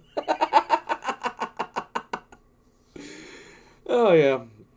Well, one of these days, I will be able to shine my skull and use it as a light source. It'll be the second Astronomicon. I will be like Gilliman, only not a heretic. In any case, who's ready for episode 4? I'm ready to keep going. Does anybody need a break? Anybody need to step away for 5 minutes? Do something? Aquila says the thing is, most if not all functional FTL methods will violate causality according to known physics. This is true.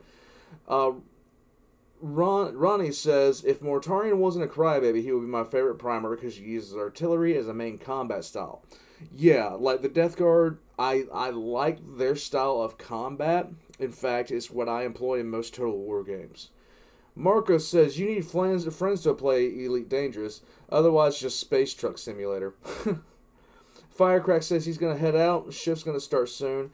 And he also did an OC character a while back and did some art of it. He was thinking we'll share with in Discord if he can post it.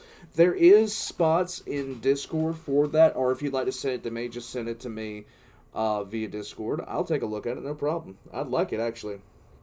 Corned beef needs eat some majiggin. Corned beef needs eat some majiggin? What? What? Who's ready for part 4? Or does anybody need to take like a fiver?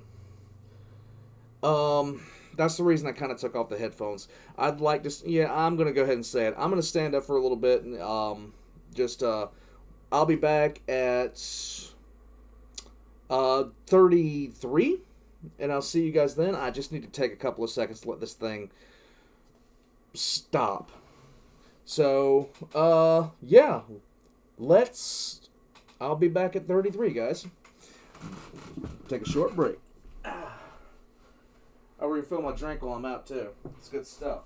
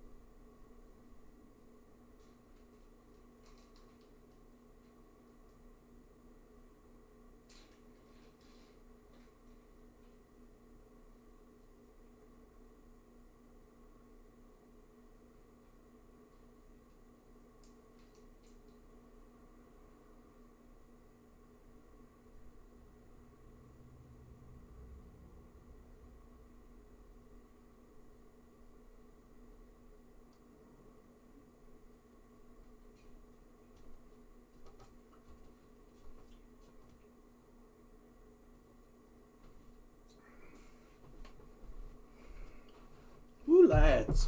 Oh. Alright. Wait. Alright. Let's see. 40K Conquest says, hit the damn button. I'm sorry. Oh my god. Yes, Diclonius has written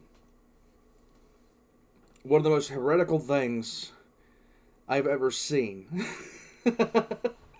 40K should have warrior-style games. You know what the one 40K game I want to see that I have not ever seen anybody put together?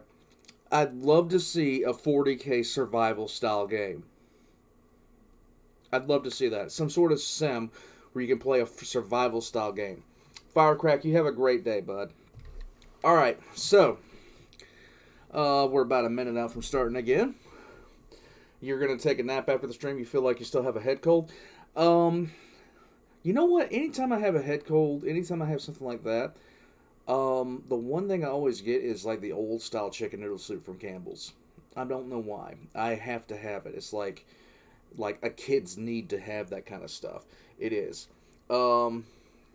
Like Conan Exiles? Yes, like Conan Exiles. I would love something like that.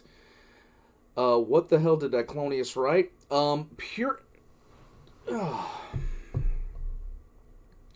Pure and unadulterated heresy. Pure and absolute mindless heresy. Hold on a second. Okay. 40K Logistics Simulator? No. Benjamin, please. I don't need that amount of stress in my life. Sotha still says, creation and innovation is just the tenet of the AdMech. Very true. Diclonius says, well, you know how it goes. You write one My Little Pony 40K trollfic to piss off the Inquisition, then it gets more than anything else you've ever written combined. Now it's your niche. Yes. Oh. Ronnie says, you do realize from now on you're a permanent. You're a permanent target of my artillery shells, right? X in the chat to give Ronnie more shells to launch at Diclonius for that tragic heresy of a fanfic. Here we go. Part 4, guys. Picked this system as our destination was because of the presence of an Inquisition base. We'd expected them to be able to help sort things out if, as had apparently happened, word of our innocence hadn't reached the system yet. Okay, it wasn't like they ran the local navy. They were just a small Ordos Hereticus outpost. There were probably a few buildings full of adepts who kept track of things, a handful of stormtroopers who hung out waiting for the next emergency. I am not doing a live reading of that heresy. And maybe one or two local inquisitors if they weren't off purging heretics in another system at the moment. Size aside, though, they should have noticed half the ships in the system moving out at once, taken an interest, and been forwarded our messages. In the end, we put it down to massive incompetence. This wasn't a very good explanation, but the only other one we could think of was that some shadowy cabal of astropaths was secretly controlling half the sector via careful manipulation of information, which was just silly. Seriously, who ever heard of a bunch of astropaths secretly controlling everything? They were all nuttier than squirrel poo, and prone to randomly exploding. The argument about whether the idiot running everything was the person currently running the Inquisition base, or someone in the local navy who was stonewalling them for some arbitrary reason, was getting rather spirited when it was brought to an end by the arrival of the Occurrence Border's navigator. The tall and cadaverous man stalked in, probably attracted by all the shouting just a few rooms away from his sanctum, and informed us that we were all blunt-minded idiots. No one but Amy took much offense at this. In our experience, this was just the navigator's way of saying hello, and we all waited to hear why we were a bunch of borderline retards. It turned out that what was happening was obvious, and he could have told us it would have happened if we'd thought to ask him. Thank you, Slacker. Slacker says, what about a live reading of Weaver Option? What is Weaver Option? I have no idea. There's actually a document that's been circling around the hidden one of the hidden rooms of the Discord called the Primarch's Harem document that one of these days I might actually do a live reading of it. You've thought everything else was heresy. Oh my god. That statement right there is a classic example of why no one likes navigators. Our ship had just popped out of the warp at an odd location, Right. positively reeked with warp taint, Yep. and had a powerful, unrestrained Tyranid psychic signature emanating from it. Yes. The occurrence border was a textbook example of a gene stealer infested ship looking to infiltrate a system. There was a short argument between the navigator and Tink about whether the zoanthrope was unrestrained or not. Tink ultimately lost because if the bug was properly restrained, we wouldn't have been up to our asses in ghost Tyranids for the last few weeks. But the navigator did eventually amend his statement to partially restrained by a bunch of incompetents, heretics, and Xenos. Anyway, the rest of us acknowledged that this was as good an explanation as any, since excessive paranoia seemed a bit more likely than plain incompetence where the Inquisition was concerned, and asked if the navigator had any ideas how to deal with such a situation. He suggested that we got the hell out of the system before we were all killed, and make sure our next stop was somewhere where we personally knew people in power who could smooth things out for us. This suggestion did not go over well with Doc, Tink, or anyone else, really.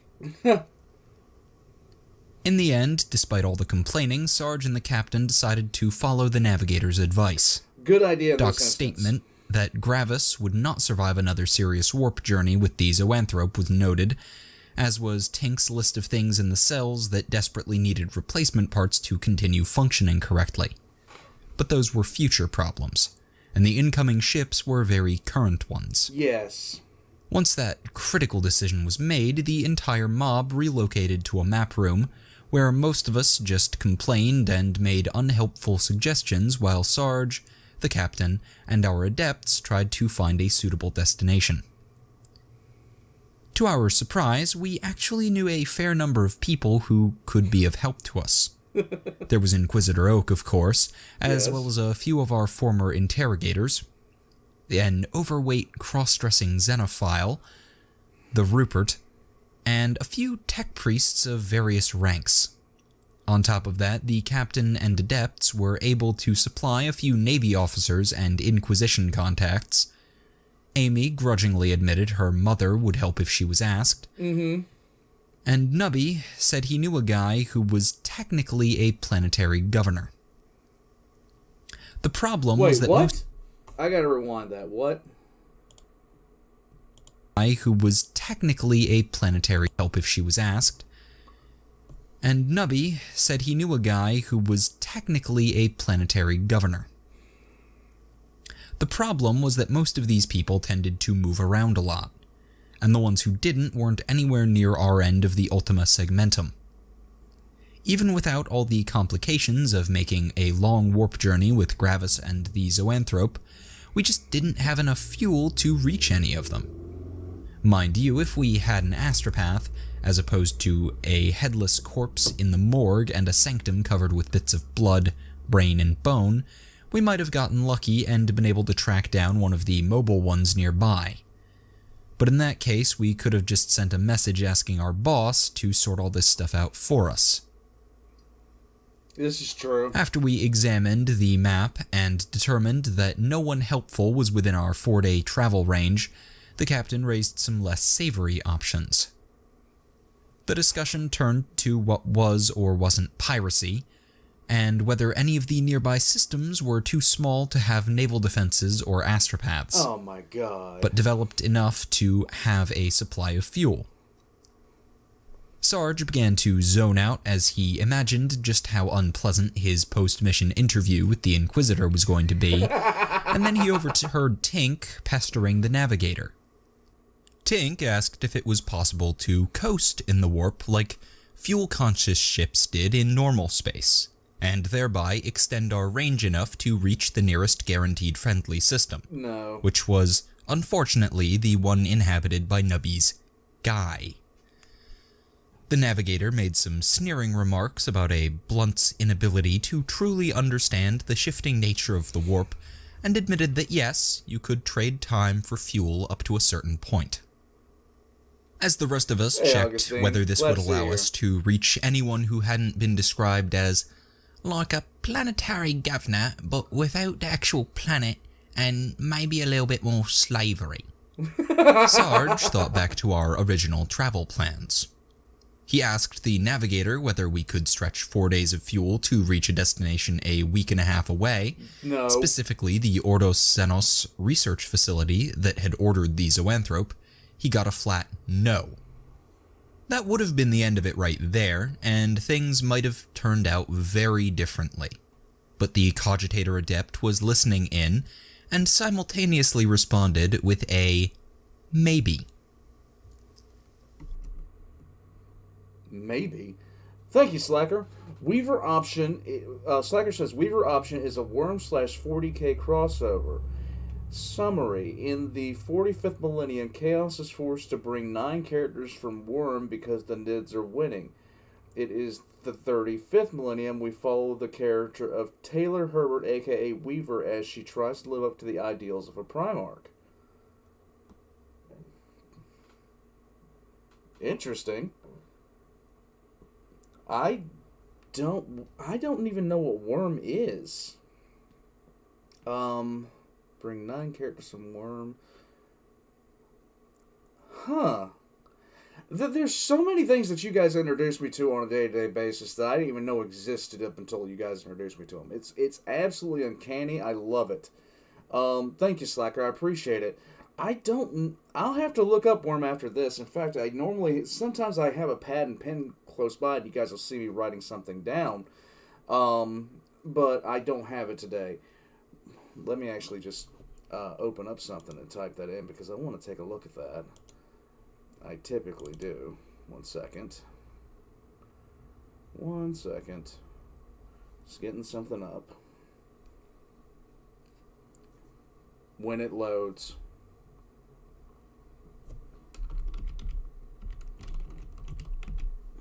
Okay. Wrote it down. I'll be checking that out soon. Alright. Here we go. That sparked a heated argument. Thank you, Slack. Which I really included appreciate it, a lot of talk about warp current. We have Worms signed the likes of that even God has... The Space Battles forum is obsessed with Worm. Captain, don't crave death. Messages from Dad.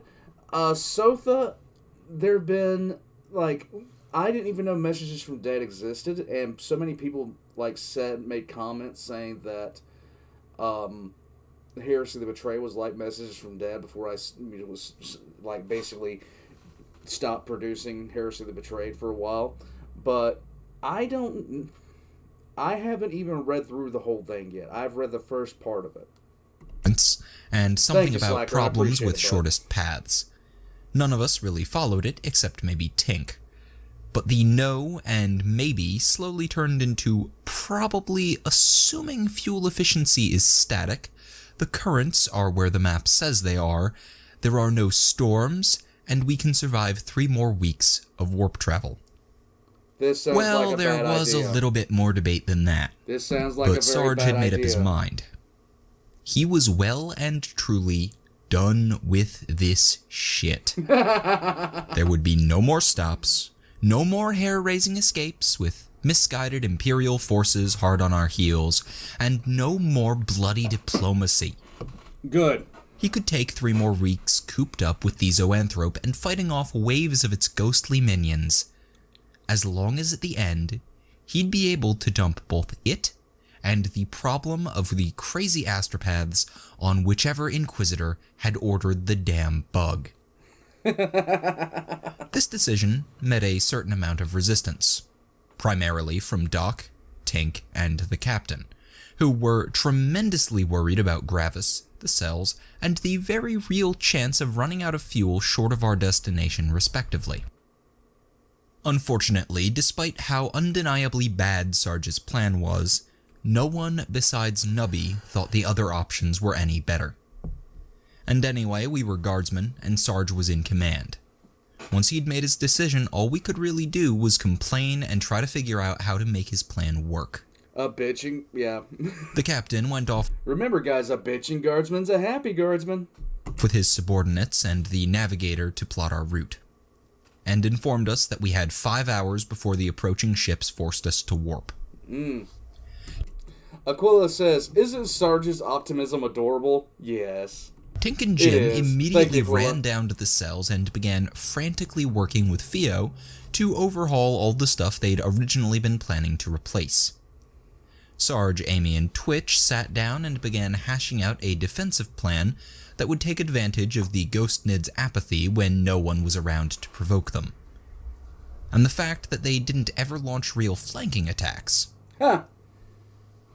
Nubby dragged Fumbles off to help him relocate several of his stashes to areas that wouldn't be overrun when the shitstorm resumed. Doc carefully examined Gravis's condition, evaluated his chances of keeping the Marine alive for 3 more weeks of warp travel, Low. spent a while locked in the bathroom alternately screaming and crying, and then decided something drastic needed to be done. Doc made his way down to the Psyker containment cells, but thankfully didn't go with his first idea, which had been to just kill the zoanthrope and hoped Oak and his research buddy would be in a good mood when they found out.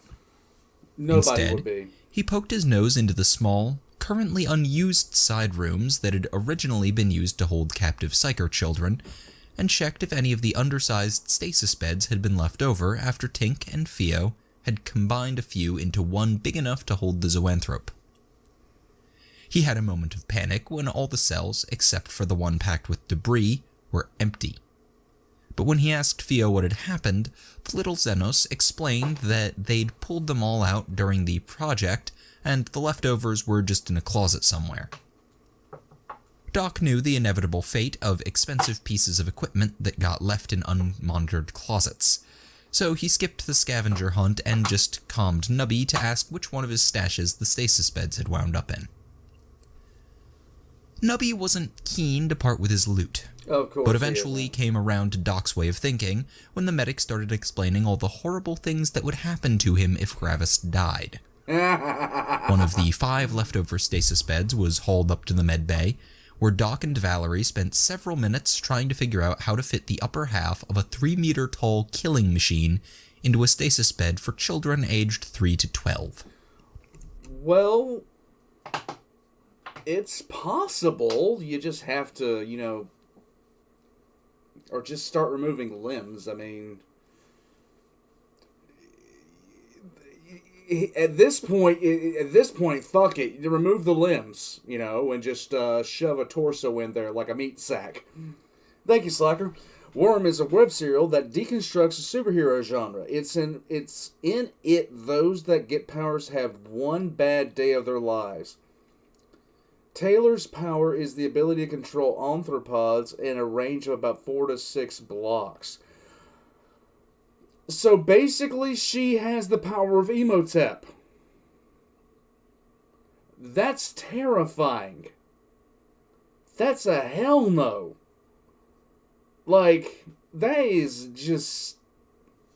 Well, you're never going to have a problem with seating at a restaurant, ever. You're never going to have a problem with other things. Like, you legitimately can get any kind of real estate you want. That's absolutely terrifying. Thank you, Slacker. Oh, man. That is so weird. I love all the stuff I'm getting introduced to from this channel. Anyway, moving on. Thank you, Slacker. Thank you, Aquila. It was obvious from the start that Gravis's armor and life support machinery wouldn't fit. But it was quickly established that even without those, he was still far too large. In the end, Doc was forced to admit that the only way it would work was if they removed Gravis's arms, shoulders, and a good portion of his sides. Sister Valerie did not approve of this course of action. I doubt she would. There was a short argument between Doc and his girlfriend over whether being slowly hacked apart with a diamond-edged bone saw while struggling to fight off an alien biotoxin was guaranteed to be fatal or not. Nubby, who'd tagged along in hopes of getting his loot back, decided to be helpful at this point, and suggested that Gravis didn't need to be cut up before going into the bed, as the stasis field could take care of it for them. He was in the middle of rather gleefully recounting what had happened to a cargo servitor that had been caught half in a field during Tink and Theo's experiments on combining stasis units, when Doc realized the obvious solution to the problem. A few minutes later, Doc was down in the cells screaming at Tink to stop messing around with the psi suppressors and get to work combining the 5 leftover stasis beds into one large enough to hold Gravis. This thing is just, no. This is the refurbishment of another refurbishment. And now there are 5 of them. We have refurbished stasis fields, guys. Tink was pretty sure that his current task was a little more important, though, so there was a bit of an argument, and things quickly devolved to the point where Doc was holding the techie up by the collar and shaking him. Jim stepped in at that point and applied a few thousand volts of enforced calmness to Doc's lower back. He explained to the twitching medic that his request had been noted, but building the stasis unit would take a few days, and would therefore have to be worked into a schedule between critical maintenance on the cells. Doc was in no position to argue with Jim, or walk for that matter, so he accepted the Cogboy's promise that it would be a top priority, and was dragged back to the medbay by Nubby and Fumbles.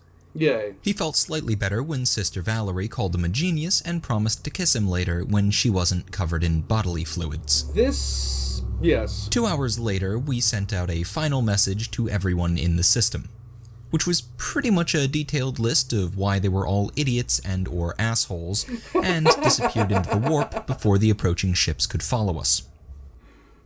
All you could really say for the first few days of that warp journey was that they went better than the last few of our previous ones. That's not really saying much. For starters, our worst case scenario, for conservative values of worst, hadn't come true. The ghost nids hadn't popped back into existence in the same places they'd been when we dewarped. Okay. Our brief stint in normal space had reset their counter or whatever, and the bugs were only appearing in the tainted areas. Wait a minute, if regular Tyranids use biomass, what are the ghost Tyranids using? Though at a rate significantly higher than they had before. Spawn rate aside, though, our defensive situation was much better than it had been, and the cells were in pretty good condition too. Thanks to the heroic repair efforts of Tink, Jim, and Theo, the psi suppressors took the strain of entering the warp without failing, and the devices seemed to be functioning better than they had before. Okay. Thank you, Slacker. Slacker says the author has stated that Taylor cannot control the Nids because that defeats the point of the story. To anyone that has read it or wants to read it, Arc 8.3 is his favorite chapter. Terra Stands. If you guys want to read that, go for it. At some point before the Heat Death of the Universe, I'm going to be able to read half the stuff that people want me to read. Yeah. Arc 8.3 is his favorite chapter in that. And I got a feeling I'd like it too because the title is Terra Stands. And I am all a fan of those types of stories. I got a feeling that it's going to be full of war, everything else like that. Declonius says, can she control a Catachan devil? Well, it depends on how hard he simps. In any case. Thank you, Slacker. Moving on. There were some concerns about their power output, though, since, as mentioned, the Ghost Nid spawn rate was higher than it had been, and there were also some minor phenomena occurring throughout the ship, as well as an increase in the number of IGPs, inexplainable Gravis problems. Oh, God. This bothered Tink immensely, since his readings said everything in the cells was working fine, at least for now, and there wasn't any psychic leakage around the cells either. Admittedly, Jim and Theo's psi detectors consisted of the Wraithbone block on a stick and a creepy ornate servo skull that had been periodically fed live rats. What? But they seemed pretty confident in their readings. Anyway, Tink and the other techies didn't get to ponder the ghost nids for long. even though the normal space repairs had bought them some breathing room.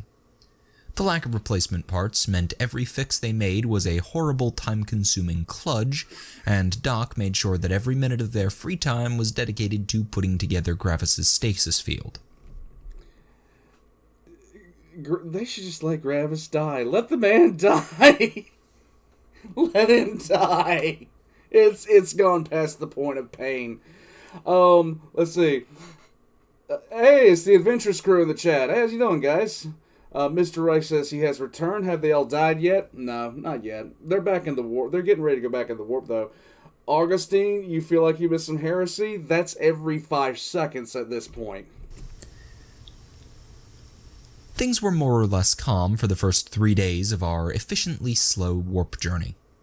We kept track of the ghost nids, but didn't waste any time engaging them. Tink and Theo managed to make some serious progress, and Doc managed to stay very positive about the situation while struggling with Gravis's mounting medical problems. Let him die! The first suppression failure happened on the 4th day. Oh, great. The increase in phenomena and ghost nid spawning was pretty much a repeat of last time, but the other aspects of the failure went differently. For one thing, we didn't lose any armsmen on account of how ghost nids still hadn't expanded to reach our defensive lines when the failure began. Yes, they don't have They sure pirates. as hell had reached them by the end, though. This time, Fumbles did better too. He managed to retain consciousness through the whole thing, though he was a little loopy afterwards, babbling about something being all around and trying to find itself. Gravis, however, came off a lot worse. Doc and Valerie weren't able to figure out exactly what happened, but the Space Marine's second heart wound up resembling a raisin and had to be removed. What the hell? Oh my god. Bloody Bagpipe says, give the poor man the Emperor's peace. Captain Commander says, I may be evil, but even I wouldn't keep a Space Marine alive this long. This is just cruel to be cruel. Ronnie says, boss, they have gone through too much to let that Space Marine die. They're going to become actual heretics before they let him die. At this point, they're already heretics. Slacker, thank you. Slacker says, she does get control of Catachan ants. It is actually a plot point that she does. The Catachan devil wouldn't be too much of an issue. She has many Deathworld insects under control. One of the best dreadnoughts shows up is... Please tell me it's Rylanor. Please tell me Rylanor makes another appearance. Oh my god. Augustine, thank you. I appreciate it. Thanks for getting my name right the first shot. Most people don't. Augustine, my last name for me when I look at it is very, very flat out. It's very, very easy to say. But every single day that I've been introduced to anybody, they always try to put an accent on it, or they try to say it like 13 different ways. But it blows my mind how often people get it wrong, and I'm just like, just say it the way it looks like it's spelled. Like, sound it out in your head and say it. It's not French, it's not Slavic, it's not Rusk, it's not West African. Just say the words. Split them. Say the words. There you go. Thank you, Augustine. Thank you, Slacker. I really do appreciate it, guys. You have no idea how much I appreciate it. Chicken Wing Analysis. Pretty sure the average Dreadnought pilot is in better shape than Gravis. You'd be surprised. You'd be surprised. Ronnie says go stand next to Diclonius so he doesn't waste shells. Once again, the techies managed to fix things, but that marked the end of the easy part of the trip. As the fight against the Ghost Nids resumed, we realized that their spawn rate wasn't the only thing that had gotten worse over time. The bugs were definitely stronger and more aggressive than they had been during the last trip, and they began to exhibit some new and worrying behavior. 3 times in the following 2 days, sizable forces of Ghost Nids coalesced in areas where they hadn't reached our lines yet, and then slowly wandered into the ship until they ran into our forces. So these Ghost Nids, are they like Bill Cosby without, like, I don't know, the drugs anyhow? We managed to beef up the defenses in time on all Would you like some ghost jello pudding? three occasions, but they were all difficult fights, and this change in attack patterns forced Sarge, Amy, and the captain to seriously reevaluate their plans. By the 6th day,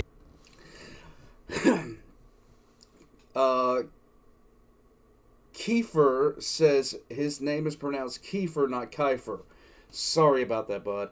I'm going to try to remember that. But if I don't, please just hit me with a baseball bat. It'll be fine. You're not going to knock anything loose in here. I have two neurons firing at the best of times, so hey, there you go. Yes, the Cosby kids and the Nids are coming with a jello pudding and chocolate cake. Anyhow, ghost Nids are made up of warp pudding. Very true. Very true. By the way, Zach from If You're Feeling Adventurous, how it feels to chew 5 gum. It was becoming Cosby Nid equals Gene Stealers.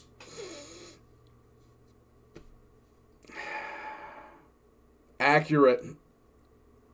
Very accurate. Yes. Ghost Nids are definitely made of warp pudding. The warp pudding is definitely pistachio. Aquila says Cosmin is this high fleet meets Slanesh. Most likely. What is going on here? Okay. Livemine says this comparison offends us. Yes, I did. Zach. I saw it. I definitely saw it. Alright, guys.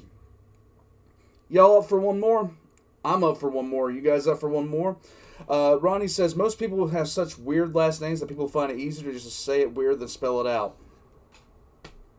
Guardsmen says, I would not be surprised that there is at least one dreadnought that is a head with a few of his vital organs. Very true. Darius says, fun fact, in German, Kiefer can refer to either a pine tree or the jaw. What? Augustine says, I need some forget me juice too. Alright guys, let's go. Apparent that holding out for 2 more weeks would be close to impossible. The unexpected increase in the Ghost Nid's strength and their new penchant for the occasional focused attack forced our lines back days ahead of schedule. And the initial ship-wide increase in phenomena we'd seen was getting worse. Yay! It was actually beginning to feel like the Geller field was failing, except old Bill was certain it wasn't, and the usual whispers and blood seepage had been replaced with far-off chittering sounds and Tyranid ichor. It was obvious the zoanthrope was responsible. But it was still a mystery how, and we couldn't think of anything to do about it besides killing the bug or dewarping. Mind you, dewarping wasn't the same sort of emergency option it had been before.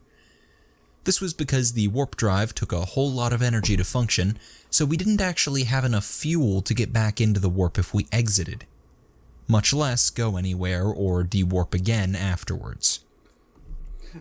Chicken Wing Analogy asks, so is this like a haunting or an infestation? Well, you see, Chicken Wing, a haunting is like the Elder. They show up, they make some weird demands, they do the Dougie on top of a billboard for no fucking reason, then they leave. An infestation is the Tau, to which we need to call an exterminator immediately. And by exterminator, I mean me. And by extermination, I mean cyclonic torpedoes. Just saying. I'm ready to go when you are.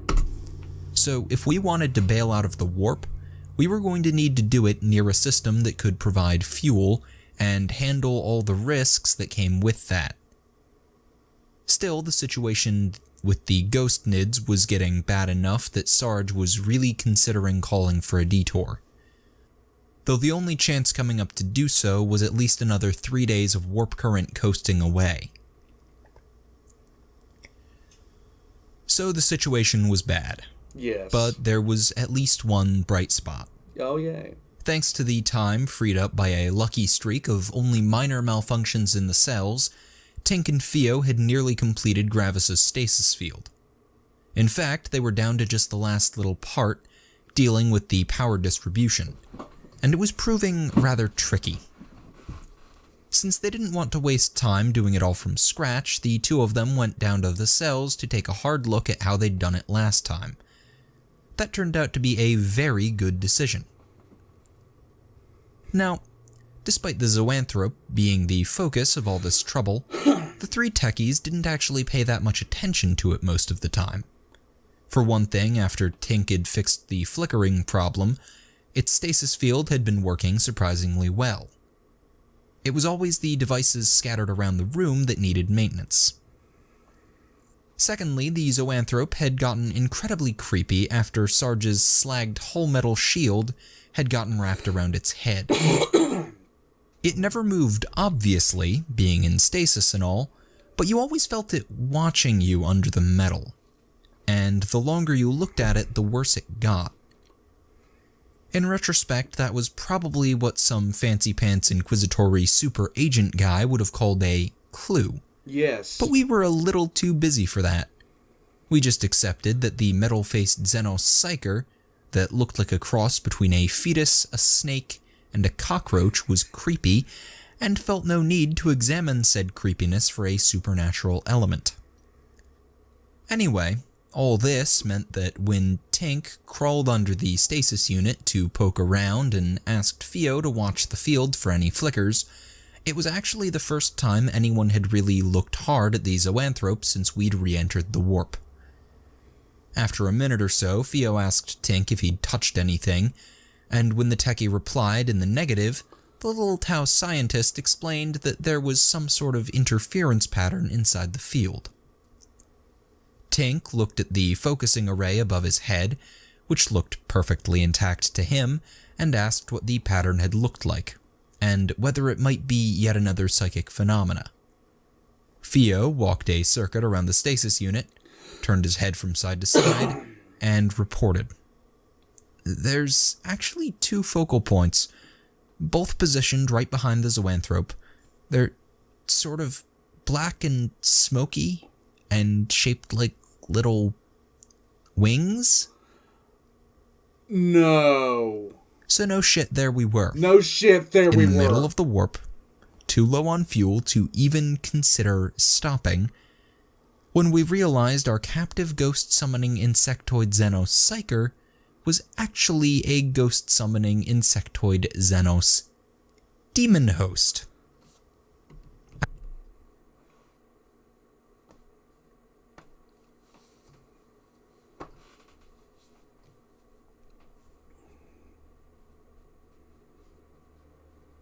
It is truly Bill Cosby. I am naming this Tyranid Xanthrope Bill Cosby the Demonid. And it is here to dish you out massive amounts of Jello pudding to everyone. But the Jello pudding is Tyranid flavored. Thank you, Slacker. And Slacker says, alright, just because you asked, minor spoiler. Rylanor gets retrieved from Isfahan. Being referred to as a venerable ancient is something he hates because while he was stuck on the planet, the Imperium needed warriors like him. I like anything that Rylanor actually lives and goes on to be a badass. Flat out. Flat out. I love Rylanor. Yeah. It is... I might have to read that now. Thank you, Slacker. Aquila, thank you. Aquila says, gentlemen, it is time to kiss our butts goodbye because the throne has finally dropped. Yes. We now have a greater demonid of Bill Cosby. And Augustine says, nope.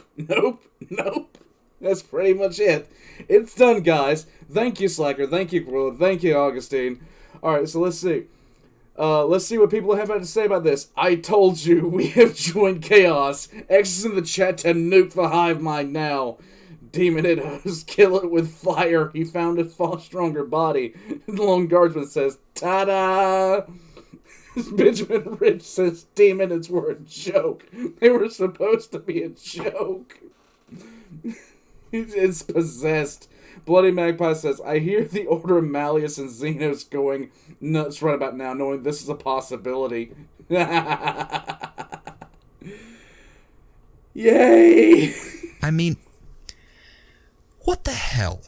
I know! Seriously, just how in the name of the Emperor are you supposed to respond to something like that? There's bad situations, and then there's comically bad situations. You just fucking laugh, you're done. Anyway, it actually took us a little while to figure out that the zoanthrope was possessed. None of the techies knew much about demons, and of the three of them, only Jim had been on the occurrence border during its maiden voyage as an inquisitorial vessel. Wolf wins the chat. He says, in the words of the Red Queen, you're all going to die down here. Yeah, well, yeah, it's gonna happen now. And he hadn't actually encountered the demon that had eventually possessed the Cogton. So, the three of them gawked at the zoanthrope's miniature smoky wings for a while, debated whether it was something that could be ignored, and eventually calmed the rest of us to ask if we had any ideas what was going on. According to the armsman fighting alongside Sarge, his swears were so vitriolic that they actually turned into little insectoid creatures as they left his mouth, and had... Thank you, Benjamin. Benjamin says, Rylanor got the final kill on Lucius, the no longer eternal. Really? After founding a whole new chapter, Lucius is going to meet Malal and is not enjoying it. Well, fuck Lucius the Eternal. Fuck him. Just fuck him. Thank you, Benjamin. ...to be swatted out of the air as they tried to bite people. Oh, lovely. Given how... Wow. That is some language that... Is Sarge going to be the founding member of the Ordo Rosticus? Because I've never heard of Tyranid ghost creatures being launched out of a swearing sergeant's mouth because his anger is that severe. Warpy his section of the line had gotten by that point, none of us questioned this. Doc burst into hysterical laughter when he heard. This caused a little bit of concern among the medical staff, especially the two nurses who'd seen him melting people with Tyranid biotoxin. Sister Valerie carefully relieved him of his scalpel, dosed him with something relaxing but not incapacitating, and took over Gravis watch while he giggled his way down to the cells to see the wings for himself. Thank you, Hospitaller.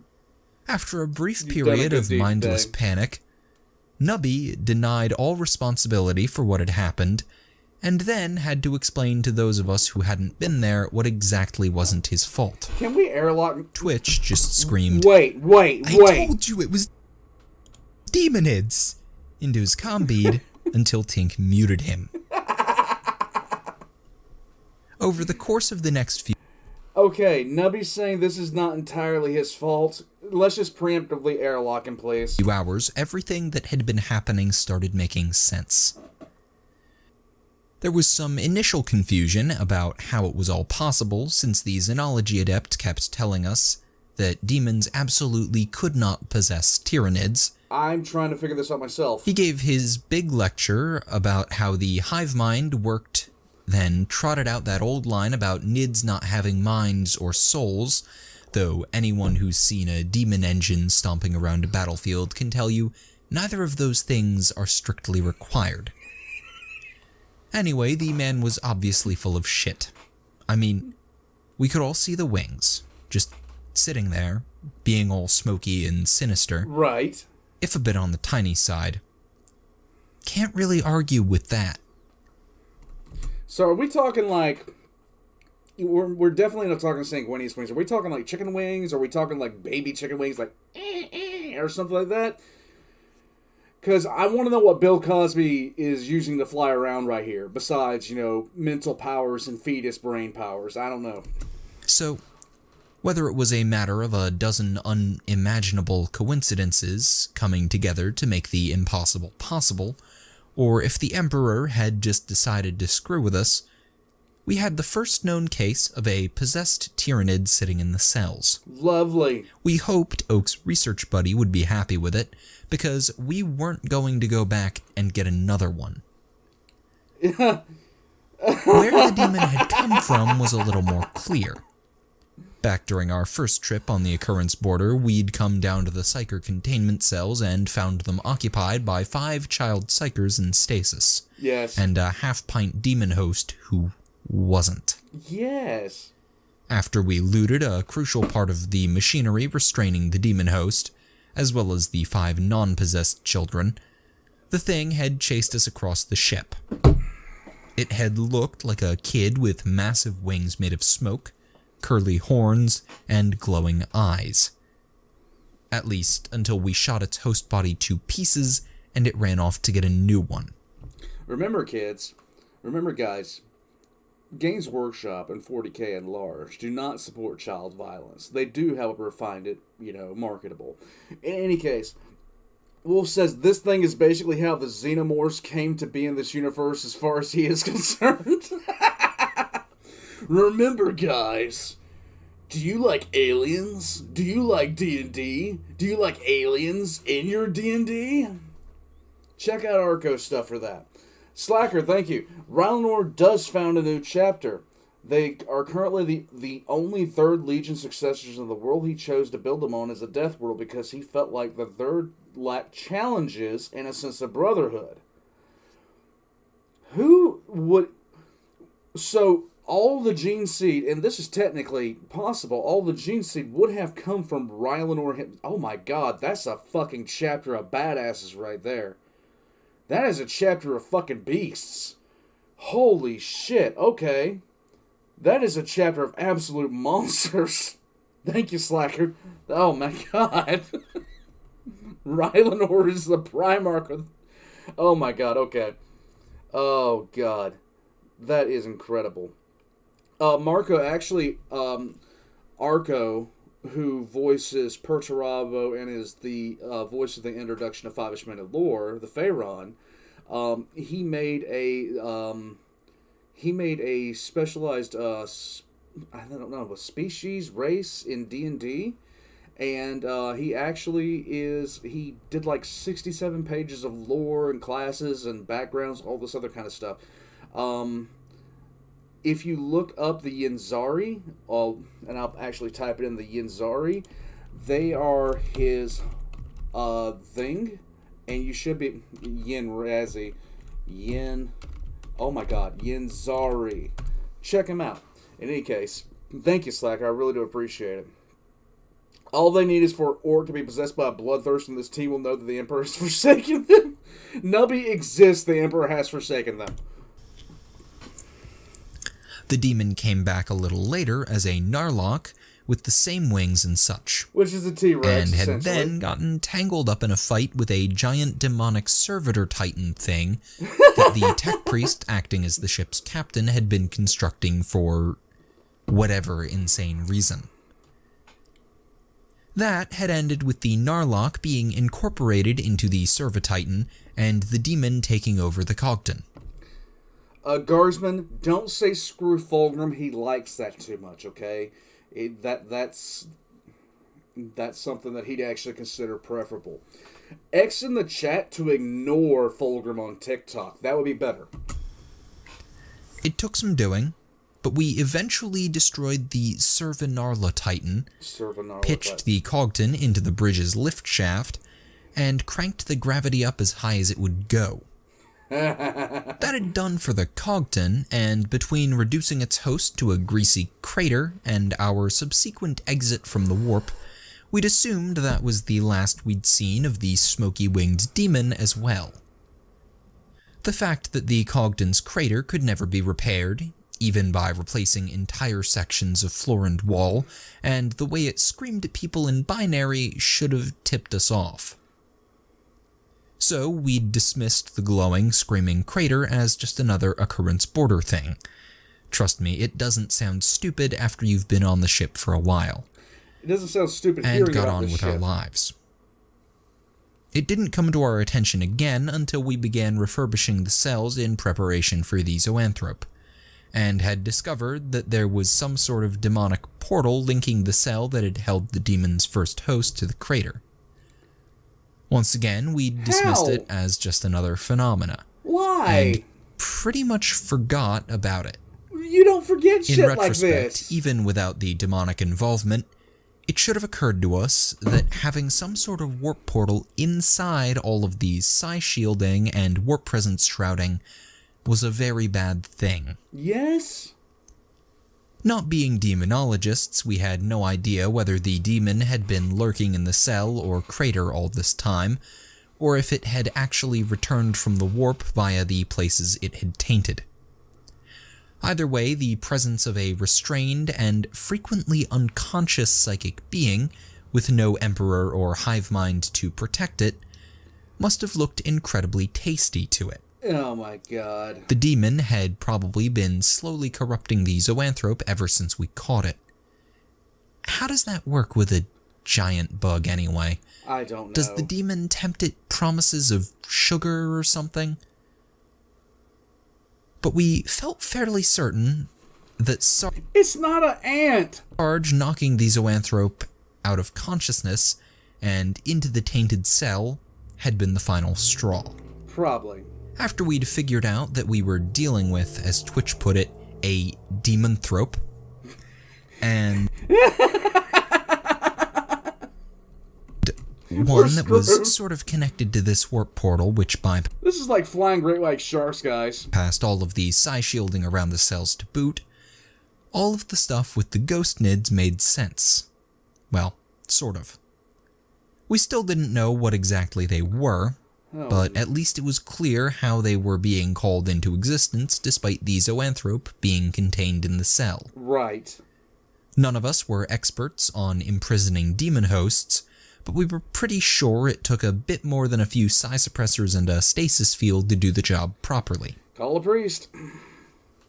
Of course, Call knowing 20. that you're doing something wrong isn't the same as knowing how to do it right. Exactly. The Inquisition had always operated under the assumption that demon lore was a very need-to-know subject, and in the Inquisition's opinion, a bunch of dumb grunts most certainly did not need to know. This is true. Mind you, up until this shit show, we'd agreed with that assessment. None of us had ever imagined that we'd wind up trying to prevent a demonically possessed psychic bug from summoning tides of ethereal Tyranids. Or at least, not without just killing the damned thing and calling it a day. Right. Anyway, the point is that our team's combined knowledge of demon binding, or whatever you call it, consisted of a suspicion that it probably involved a bunch of runic circles, holy icons, and sinister-looking chains that weren't actually connected to anything load-bearing. Alright, so Tyranid Bill Cosby is... Like, are they serious? Like, I hope to God they don't try to put a circle on it. I hope to God. This is also why Gravis is suffering, is trying... It's not Tyranid bio shit killing him, it's demon shit. Lovely! The key words there were suspicion and probably, by the way. Uh-huh. So, lacking even the slightest idea how to handle the demon directly, we decided to hope like hell that dealing with the source of the problem would somehow fix everything. All of our highly developed problem-solving skills were focused on the demonically tainted cell, and a complex plan of action was formed. Oh god, here we go. Which is to say that we set up a blast shield and tossed half a dozen det packs into it. I figured. Okay, hold on a second. Because now we have to have now a question has to be answered.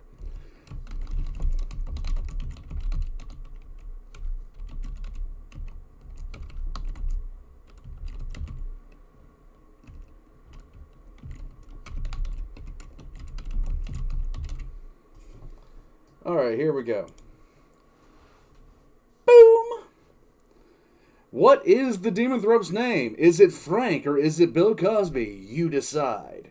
Thank you, Slackers. Fulgrim in the story never took back control of his body, and he lost the fight against Taylor and one of his brothers. She somehow severed the connection he had with the Third Legion. It's why the Emperor allowed a founding of third successors. That is true. A lot of... Now, this didn't apply to the Death Guard. Mortarion just seemed to lose all respect from the Death Guard entirely. He seemed to lose all of it. But, he was one of the primaries that didn't seem to have the kind of following from his sons as all the rest of them did. I don't know if it was the thing in his genetics. I don't know if it was the fact that he was a total shithead. Perturabo was better liked by his sons than Mortarion was. So I'm assuming that if Rylanor was able to do that, if Taylor severed the connection he had with the Third Legion, you could create successor chapters of Third without any worry. In any case, Death Corps Trooper says, by the Emperor, finally I can speak again. Praise be his name. You got your gas mask back on? Good. We're happy for you. Thank you, Slacker. I really appreciate it. I'm going to have to check that out. Benjamin Rich says she stabbed him in the face with a Satan phase blade. Jesus! Lorgar was loved by his sons, same with Magnus and Ferris. Yes. Dark Innovator says, as far as I'm concerned, Fulgrim never took back his body and is now in his clone body. As far as I'm concerned, Dark, Fulgrim is still in that painting. If you've read the book Fulgrim, I love the way they ended that. It was it made it so just horrifying to contemplate. But that's all well said. That's all well said. All right, so we're at part 6. Let me take a look at something real quick because I didn't know if I'd get all these done. But let's see. Let's see. Part 6, part 7, part 8, part 9, and part 10. Huh. And then after that, we have Redacted Conspiracies, guys. Alright, so, who's up for one more? And then, well, it's part 6. 7, 10, blah, blah, blah. I'm doing mental math in my head, and I'm an idiot, so it's kind of hard. Who's up for one more? Or should we go ahead and call it now, and then next week we watch part 6 through 10? What do you guys think? You will not... Mine says you will not call our child Bill Cosby.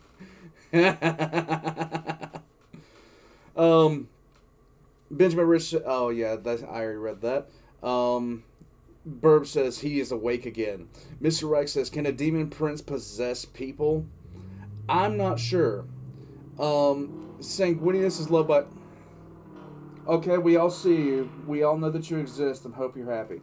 Sanguinius is loved by all of his sons. Even the Flesh Terror loved him and they hate everything. This is true. Diclonius says, do the anime intro. Alright, we'll do one more and we'll do the anime intro, okay, guys? So here we are, part 6. Here we go. And it looks like Frank is winning the poll. So the Demonthrope is named Frank. Middle name Bill Cosby. Anyhow. Of course, the just blow up the demonic portal plan didn't work. But, you know, it might have. Might have. And it would have been really silly not to check. So, after establishing that all we'd managed to do was severely damage the shrine surrounding the Cogton's crater and scare the shit out of a bunch of tech acolytes working on the bridge lift, we moved on to our next low-effort solution. We took one of our 3 spare pieces of psi shielding, crammed it into the doorway to the tainted cell, and then slapped a few dozen prayer seals on it. When that didn't work, we added the other 2 pieces of shielding, and when that didn't work, we finally allowed Fumbles to take a look. That was a nervous 10 minutes, let me tell you. Yeah.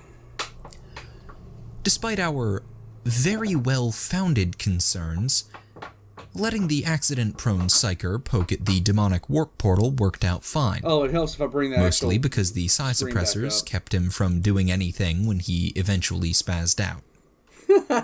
Afterwards, once Fumbles had been woken up, and Twitch had stopped abjuring him and throwing holy water around, the Psyker blearily reported that nothing we were doing actually had any effect on the flow of demonic energy between the tainted cell and the Demonthrope.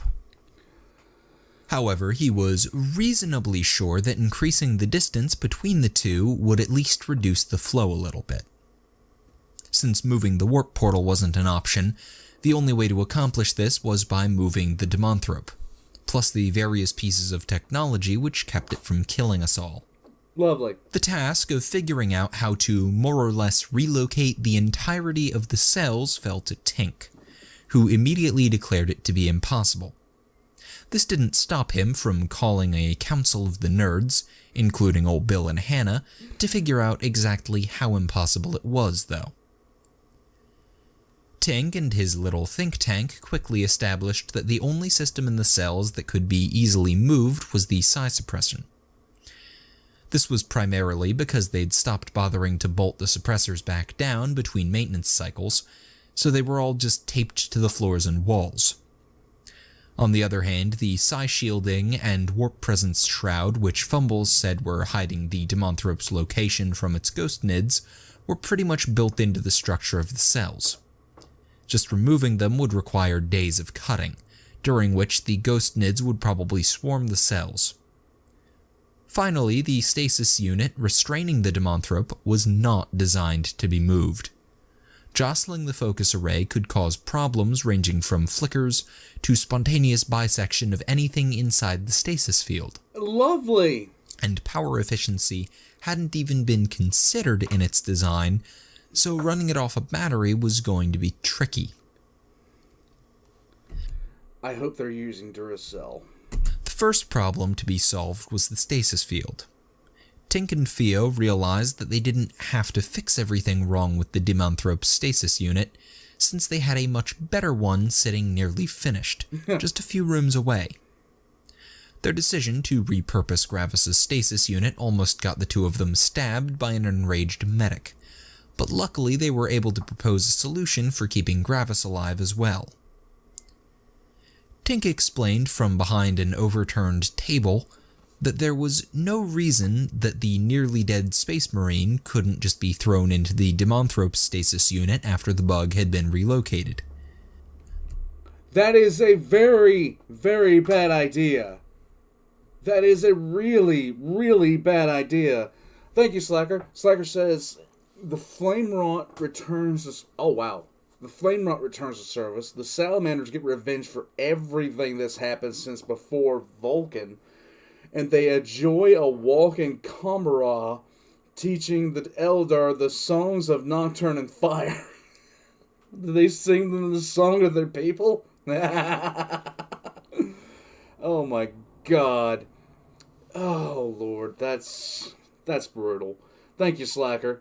I would absolutely enjoy to see the Drakari get barbecued. Not to eat it, I'd let them sit out and rot, but still, that's just me. That is just me. Doc had not been happy with leaving his patient, even in stasis, next to a demonically tainted hole in reality, but eventually agreed and allowed Tink to flee the medbay. The psi shielding and shroud were much trickier problems, and a fair bit of time was spent lamenting that the whole mess at the station had ruined our original plans to requisition enough materials to completely rebuild the cells. After a few hours of trying to figure out how to pull everything out and set it back up before a tide of ghost nids killed everyone, the ludicrous proposal of cutting a massive hole through the ship and moving the cells, minus the warpy bit, as one big ol' thingy was put forward. Luckily, old Bill saved us from that retarded plan when he decided to take a second look at the list of parts that'd need to be moved. Consummate scrounger that he was, old Bill could typically suggest 5 different alternatives for any missing critical part. Good and Bill. He was better than a savant when it came to keeping track of what had been used where and whether it would be missed. His abilities had let him down a little bit when it came to the highly specialized systems in the cells, but they came to our rescue in a big way when he asked whether the Psi Shield panel was anything like a Psi focusing panel. After some debate, Tink pointed out that it was all moot, since there weren't any Psi focusing panels in the inventory. Old Bill asked whether anyone thought our headless astropath still needed the ones lining his sanctum. It's time to refurbish something else, guys. One quick check of the dried, brain-splattered sanctum later, it was established that the panels which focused incoming astropathic messages on the chair in the middle of the sanctum could indeed be repurposed as shields. Theo, who'd become the resident expert on the underlying theory of most of the systems in the cells, claimed it was just a matter of tweaking the machinery that aligned the crystal matrices in each panel, and began estimating how long it would take to move them all to the bay that had been picked for the new cells. Tink asked why the hell we should bother moving them. The decision to just repurpose the Occurrence Border's bridge-adjacent astropathic sanctum as a demonthrope holding area was reached quickly by Tink and his fellow nerds. Oh my god. It took a little more time and a lot more shouting for Sarge, the captain, and the navigator, whose sanctum was next door, to come around. And oh my god. that time was used to tackle the final problem, the warp presence shroud. The shroud was a device which hid the warp presence of anyone inside from those outside. Right. Such devices were typically used to hide vulnerable psychers from hungry demons during warp travel, but they were also great for hiding from other psychers. Since the Occurrence Border had been smuggling child psychers, a practice which the Inquisition sort of frowned upon, Little bit. The cells were a very good shroud, though it hadn't done jack to hide the zoanthrope from the demon that had been lurking inside its radius. Anyway, this well-made shroud consisted of a fair-sized pile of arcane machinery, which was unfortunately hooked to some sort of projector matrix embedded in the Psi shields. Once again, it seemed like days of disassembling while fighting off a Ghostnid onslaught would be needed, but Theo had a better idea. Thank you, Nukes. Our Nuke says, Legion of the Damned Virgins of Sigismund and Ragnar bully Fulgrim by cutting off his hair and putting tattoos on his face. So now he would look like Lorgar. How badly that would this hurt Fulgrim's ego. To be compared to Lorgar, he would end himself. It wouldn't even be a question. He'd throw himself back into the painting and cry. Since everybody is so curious, Diclonius is posting a link to his little blasphemy in the Discord. Yeah, moving on. Thank you, Nukes. I appreciate it, bud. It would destroy Fulgrim's The little ego. Tau scientist claimed that the block of Wraithbone he'd been playing with for the last few weeks had some interesting anti-warp properties, and he was 72.361% sure that it could be used to build something that would work like a shroud. Oh, God. It was a mark of everyone's exhaustion that the annoying little Xenos' idea was accepted without argument. So, roughly 26 sleepless hours after our discovery of the Zoanthrope's wings, we designed a new cell to contain it. 30 hours of hard work and heroic ghost Tyranid killing after that, the new cell was complete. And all that was left to do was transport the barely restrained Xenos demon host through a ship full of the ravenous insectoid warp ghosts it had called into existence. Lovely. Lovely. When Tink said everything was ready, all of us, plus Theo and Gravis's mobile medical monstrosity, gathered in the cells. I'll catch you later, Glade. During the prior few days, we'd managed to hold off the Ghost Nids and keep the Space Marine alive despite a steady increase in the Demonthrope's power over the ship and the irreparable failure of one of the psi suppressors. During the little free time we'd had, a route had been plotted from the cells up through the lower decks to the bridge lift, and finally to the sanctum. The corridors were cleared of impediments, All the armsmen that could be spared from the main lines were stationed at checkpoints along the route, and the new stasis unit had been mounted on a motorized cargo pallet. When the last of the preparations were finished, Sarge alerted the captain, who sent out a ship-wide warning, and we got ready for the most hectic prisoner transfer of our lives. Oh my god. Roll 20s. The first step of transfer was moving the Demonthrope from its old stasis unit up to the new mobile ones. Roll 20s. There was probably a whole chapter on this sort of thing in whatever the inquisitorial equivalent of the uplifting primer is. You're probably supposed to use all sorts of seals, powerful psychers, yes, and some of that special Tyranid tranquilizer the Scythes had. Right. Thank you, Slacker. Slacker says, Taylor theorizes that the plan to invade and raise Qumran was meant after the Great Crusade because she doesn't have the numbers that the plan needs. Probably meant that either the Emperor himself or the Primarchs would be leading it.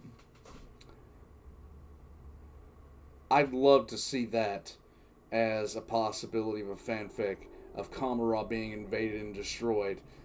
That would actually make me quite happy. The virus bombing of Qumran would be one of the greatest things that ever happened in the history of the Imperium. Thank you, Slacker. Oh, God. Link. Oh, no. Nick says, I think Slacker really likes the Weaver option. It sounds like something that would be fun to read. It really does. Captain Commander says, real low, boss, it's Dark Heresy, Wrath and Glory, you want low rolls. Oh, okay. We made do with a few ropes, a ramp made out of a wall panel that no one would miss, and a cargo net. Tink lined up his long-distance manipulation tool, see poking stick, on the stasis unit's off button, then jabbed it and dove for cover. As the stasis field disappeared, a pair of deep red spots appeared on the Demonthrope's metal-covered face, Lovely. And its stubby little smoke wings suddenly expanded to a full meter in length. Lovely! A horrible, soundless screech echoed through the cells. Thousands of insects began pouring out of every crack and crevice, Great. And a corona of black-edged green lightning formed around the Demonthrope. This is bad. Then the cargo net yanked off its grav plates and dragged it face first down the corrugated metal ramp. The Demonthrope flailed around a little, but didn't have enough strength to offset the manly and womanly muscle of 4 guardsmen. We dragged it, screeching and kicking up sparks, into the waiting stasis unit, and Theo turned on the stasis field. The insects around the room vanished. The mental image of that is incredible.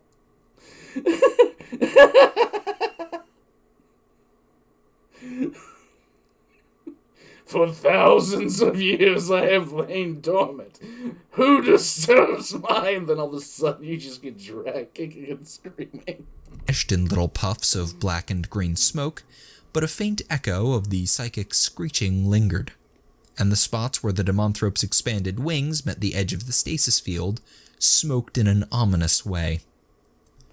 Sarge decided that this shit was too eldritch for his liking, yelled at Tink, Theo, and Doc to move their asses. Doc was in a bit of a panic on account of how insects had been crawling out of Gravis's torso wound during the Demonthrope transfer, Lovely. And the fact that every life support system hooked to the Marine was screaming for attention. He dithered around. Put me back in the box. The box doesn't judge. It just hates. Trying to figure out what to treat first, until Sarge resolved things by hefting Gravis off his life support bed. Doc tried and failed to keep everything connected as the torso-fied Space Marine was hauled across the room, then just gave up and helped Sarge. Gravis started to spasm and spurt all sorts of disgusting fluids as he was pushed into the bubble of Null G in the middle of the stasis unit, prompting Doc to panic and hit the on button a little early. He apologized profusely as he bandaged Sarge's slightly shorter finger and sprayed disinfectant over everything Gravis had dribbled on. Lovely. While Gravis was moved, Tink and Theo ran around directing us and their drones in the process of moving the psi suppressors. Extensions were spliced into the power cords of each of the hacked-together Tau Imperial hybrid devices, and a jumbled circle of arcane machinery was formed around the Demonthrope's stasis pallet. Then, piece by piece, each of the psi suppressors was fastened to the pallet until it bristled with various engines, antennae, crystals, and less identifiable pieces of tech. Lovely. When all the suppressors were fastened down and connected to the large battery array mounted on the front of the pallet, and Gravis was safe-ish in the Demanthrope's old stasis unit, we were pretty sure that his expression of pain and horror wasn't anything to worry about. We readied our weapon and got everything ready for the hard part.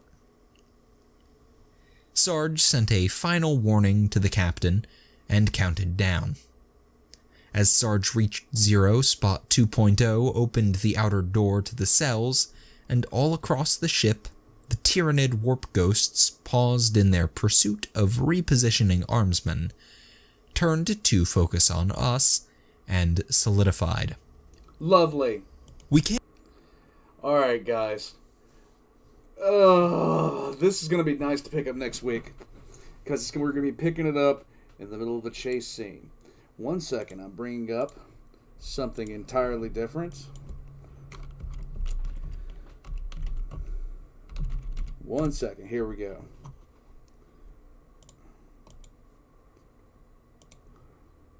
Alright, guys.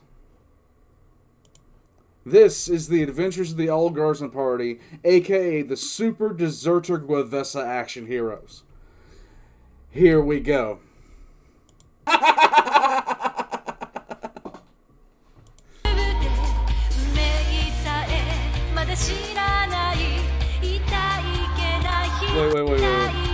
Wait, what did it say? Hold on. Chunky salsa? Is that what it said? 1 second. Okay, hold on. Chunky salsa! Chunky salsa! Yes! Yes! I don't know what this is. Okay, hold on a second. Is that all pictures from the Guardsmen Party? Is it? I don't know. Is it? Yes. That's the occurrence border, guys.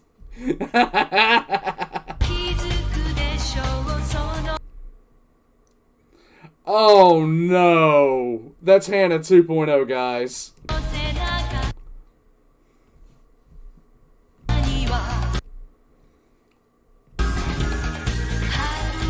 Yes, this is what we should do to every Tau world. Hold on a second. You can go frame by frame with the YouTube player use. I know. That's Amy.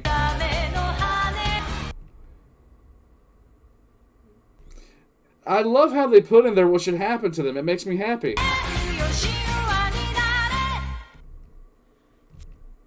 It really makes me happy they put in there what should happen to them. Thank you, Aquila. Sarge, dim bloops begins put us in one dim hurt hair of it thingies. Thank you, Aquila. All the pics are technically from the Guardsmen Party. Okay, so let's take a look and see if we can't recognize a few of these. Now, we know Sarge is Sarge.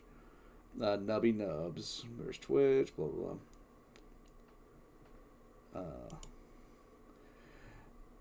Oh my god, hold on. Let's see. Huh. Okay, so that's definitely the Bond girl. And what was his name again, guys? What was his name again? I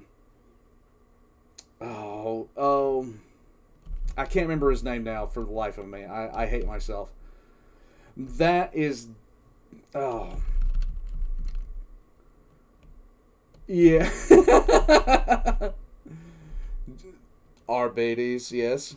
Fan art and such from throughout AGP's run. Nice. Yes, Bane Jorns. Bane Jorns. Thank you, guys. Alright, so let's see. Yes, there they go, charging the Tyranids. That's what happened there. All good times and fun. Oh my god, that's what they're currently doing. It's fun times. Alright, guys. That's it for me today. Thank you guys for joining me. Whatever you guys do today, have fun with it. Because that's the point of all this. It's meant to be fun. And I have a stain on my t-shirt. Lovely. Wait, right here? Where is it? I don't even see it. I see it on the camera. I don't see it on here. Wow. In any case, next week we'll be setting some stuff up. We'll be watching episodes 7 through 10. And then we're going to be going on to the redacted part. Rowan Slacker says, one of the best lines that undersells it is, it's the bell of the Golden Dawn, the custodians are called to war. War in the Webway Part 2, the Revenge. Nice. Alright, so you guys that want to bleed your eyes, go read the link that Diclonius just put in there. As for me, I'm going to get up, stretch my legs, come back, sit down, and I'm going to slam my head into the table about 12 times until my ear stops hurting, which is, it's a good way to address the problem, I think. If it's any, Diclonius says, if it's any conciliation, the latest chapter of my blasphemy addresses Cormorant. You're going to bring My Little Pony into Cormorant? Oh, God. Alright, you guys have a nice day. I'm going to go spend about 5 hours in a mind cleanser. Hitting buttons.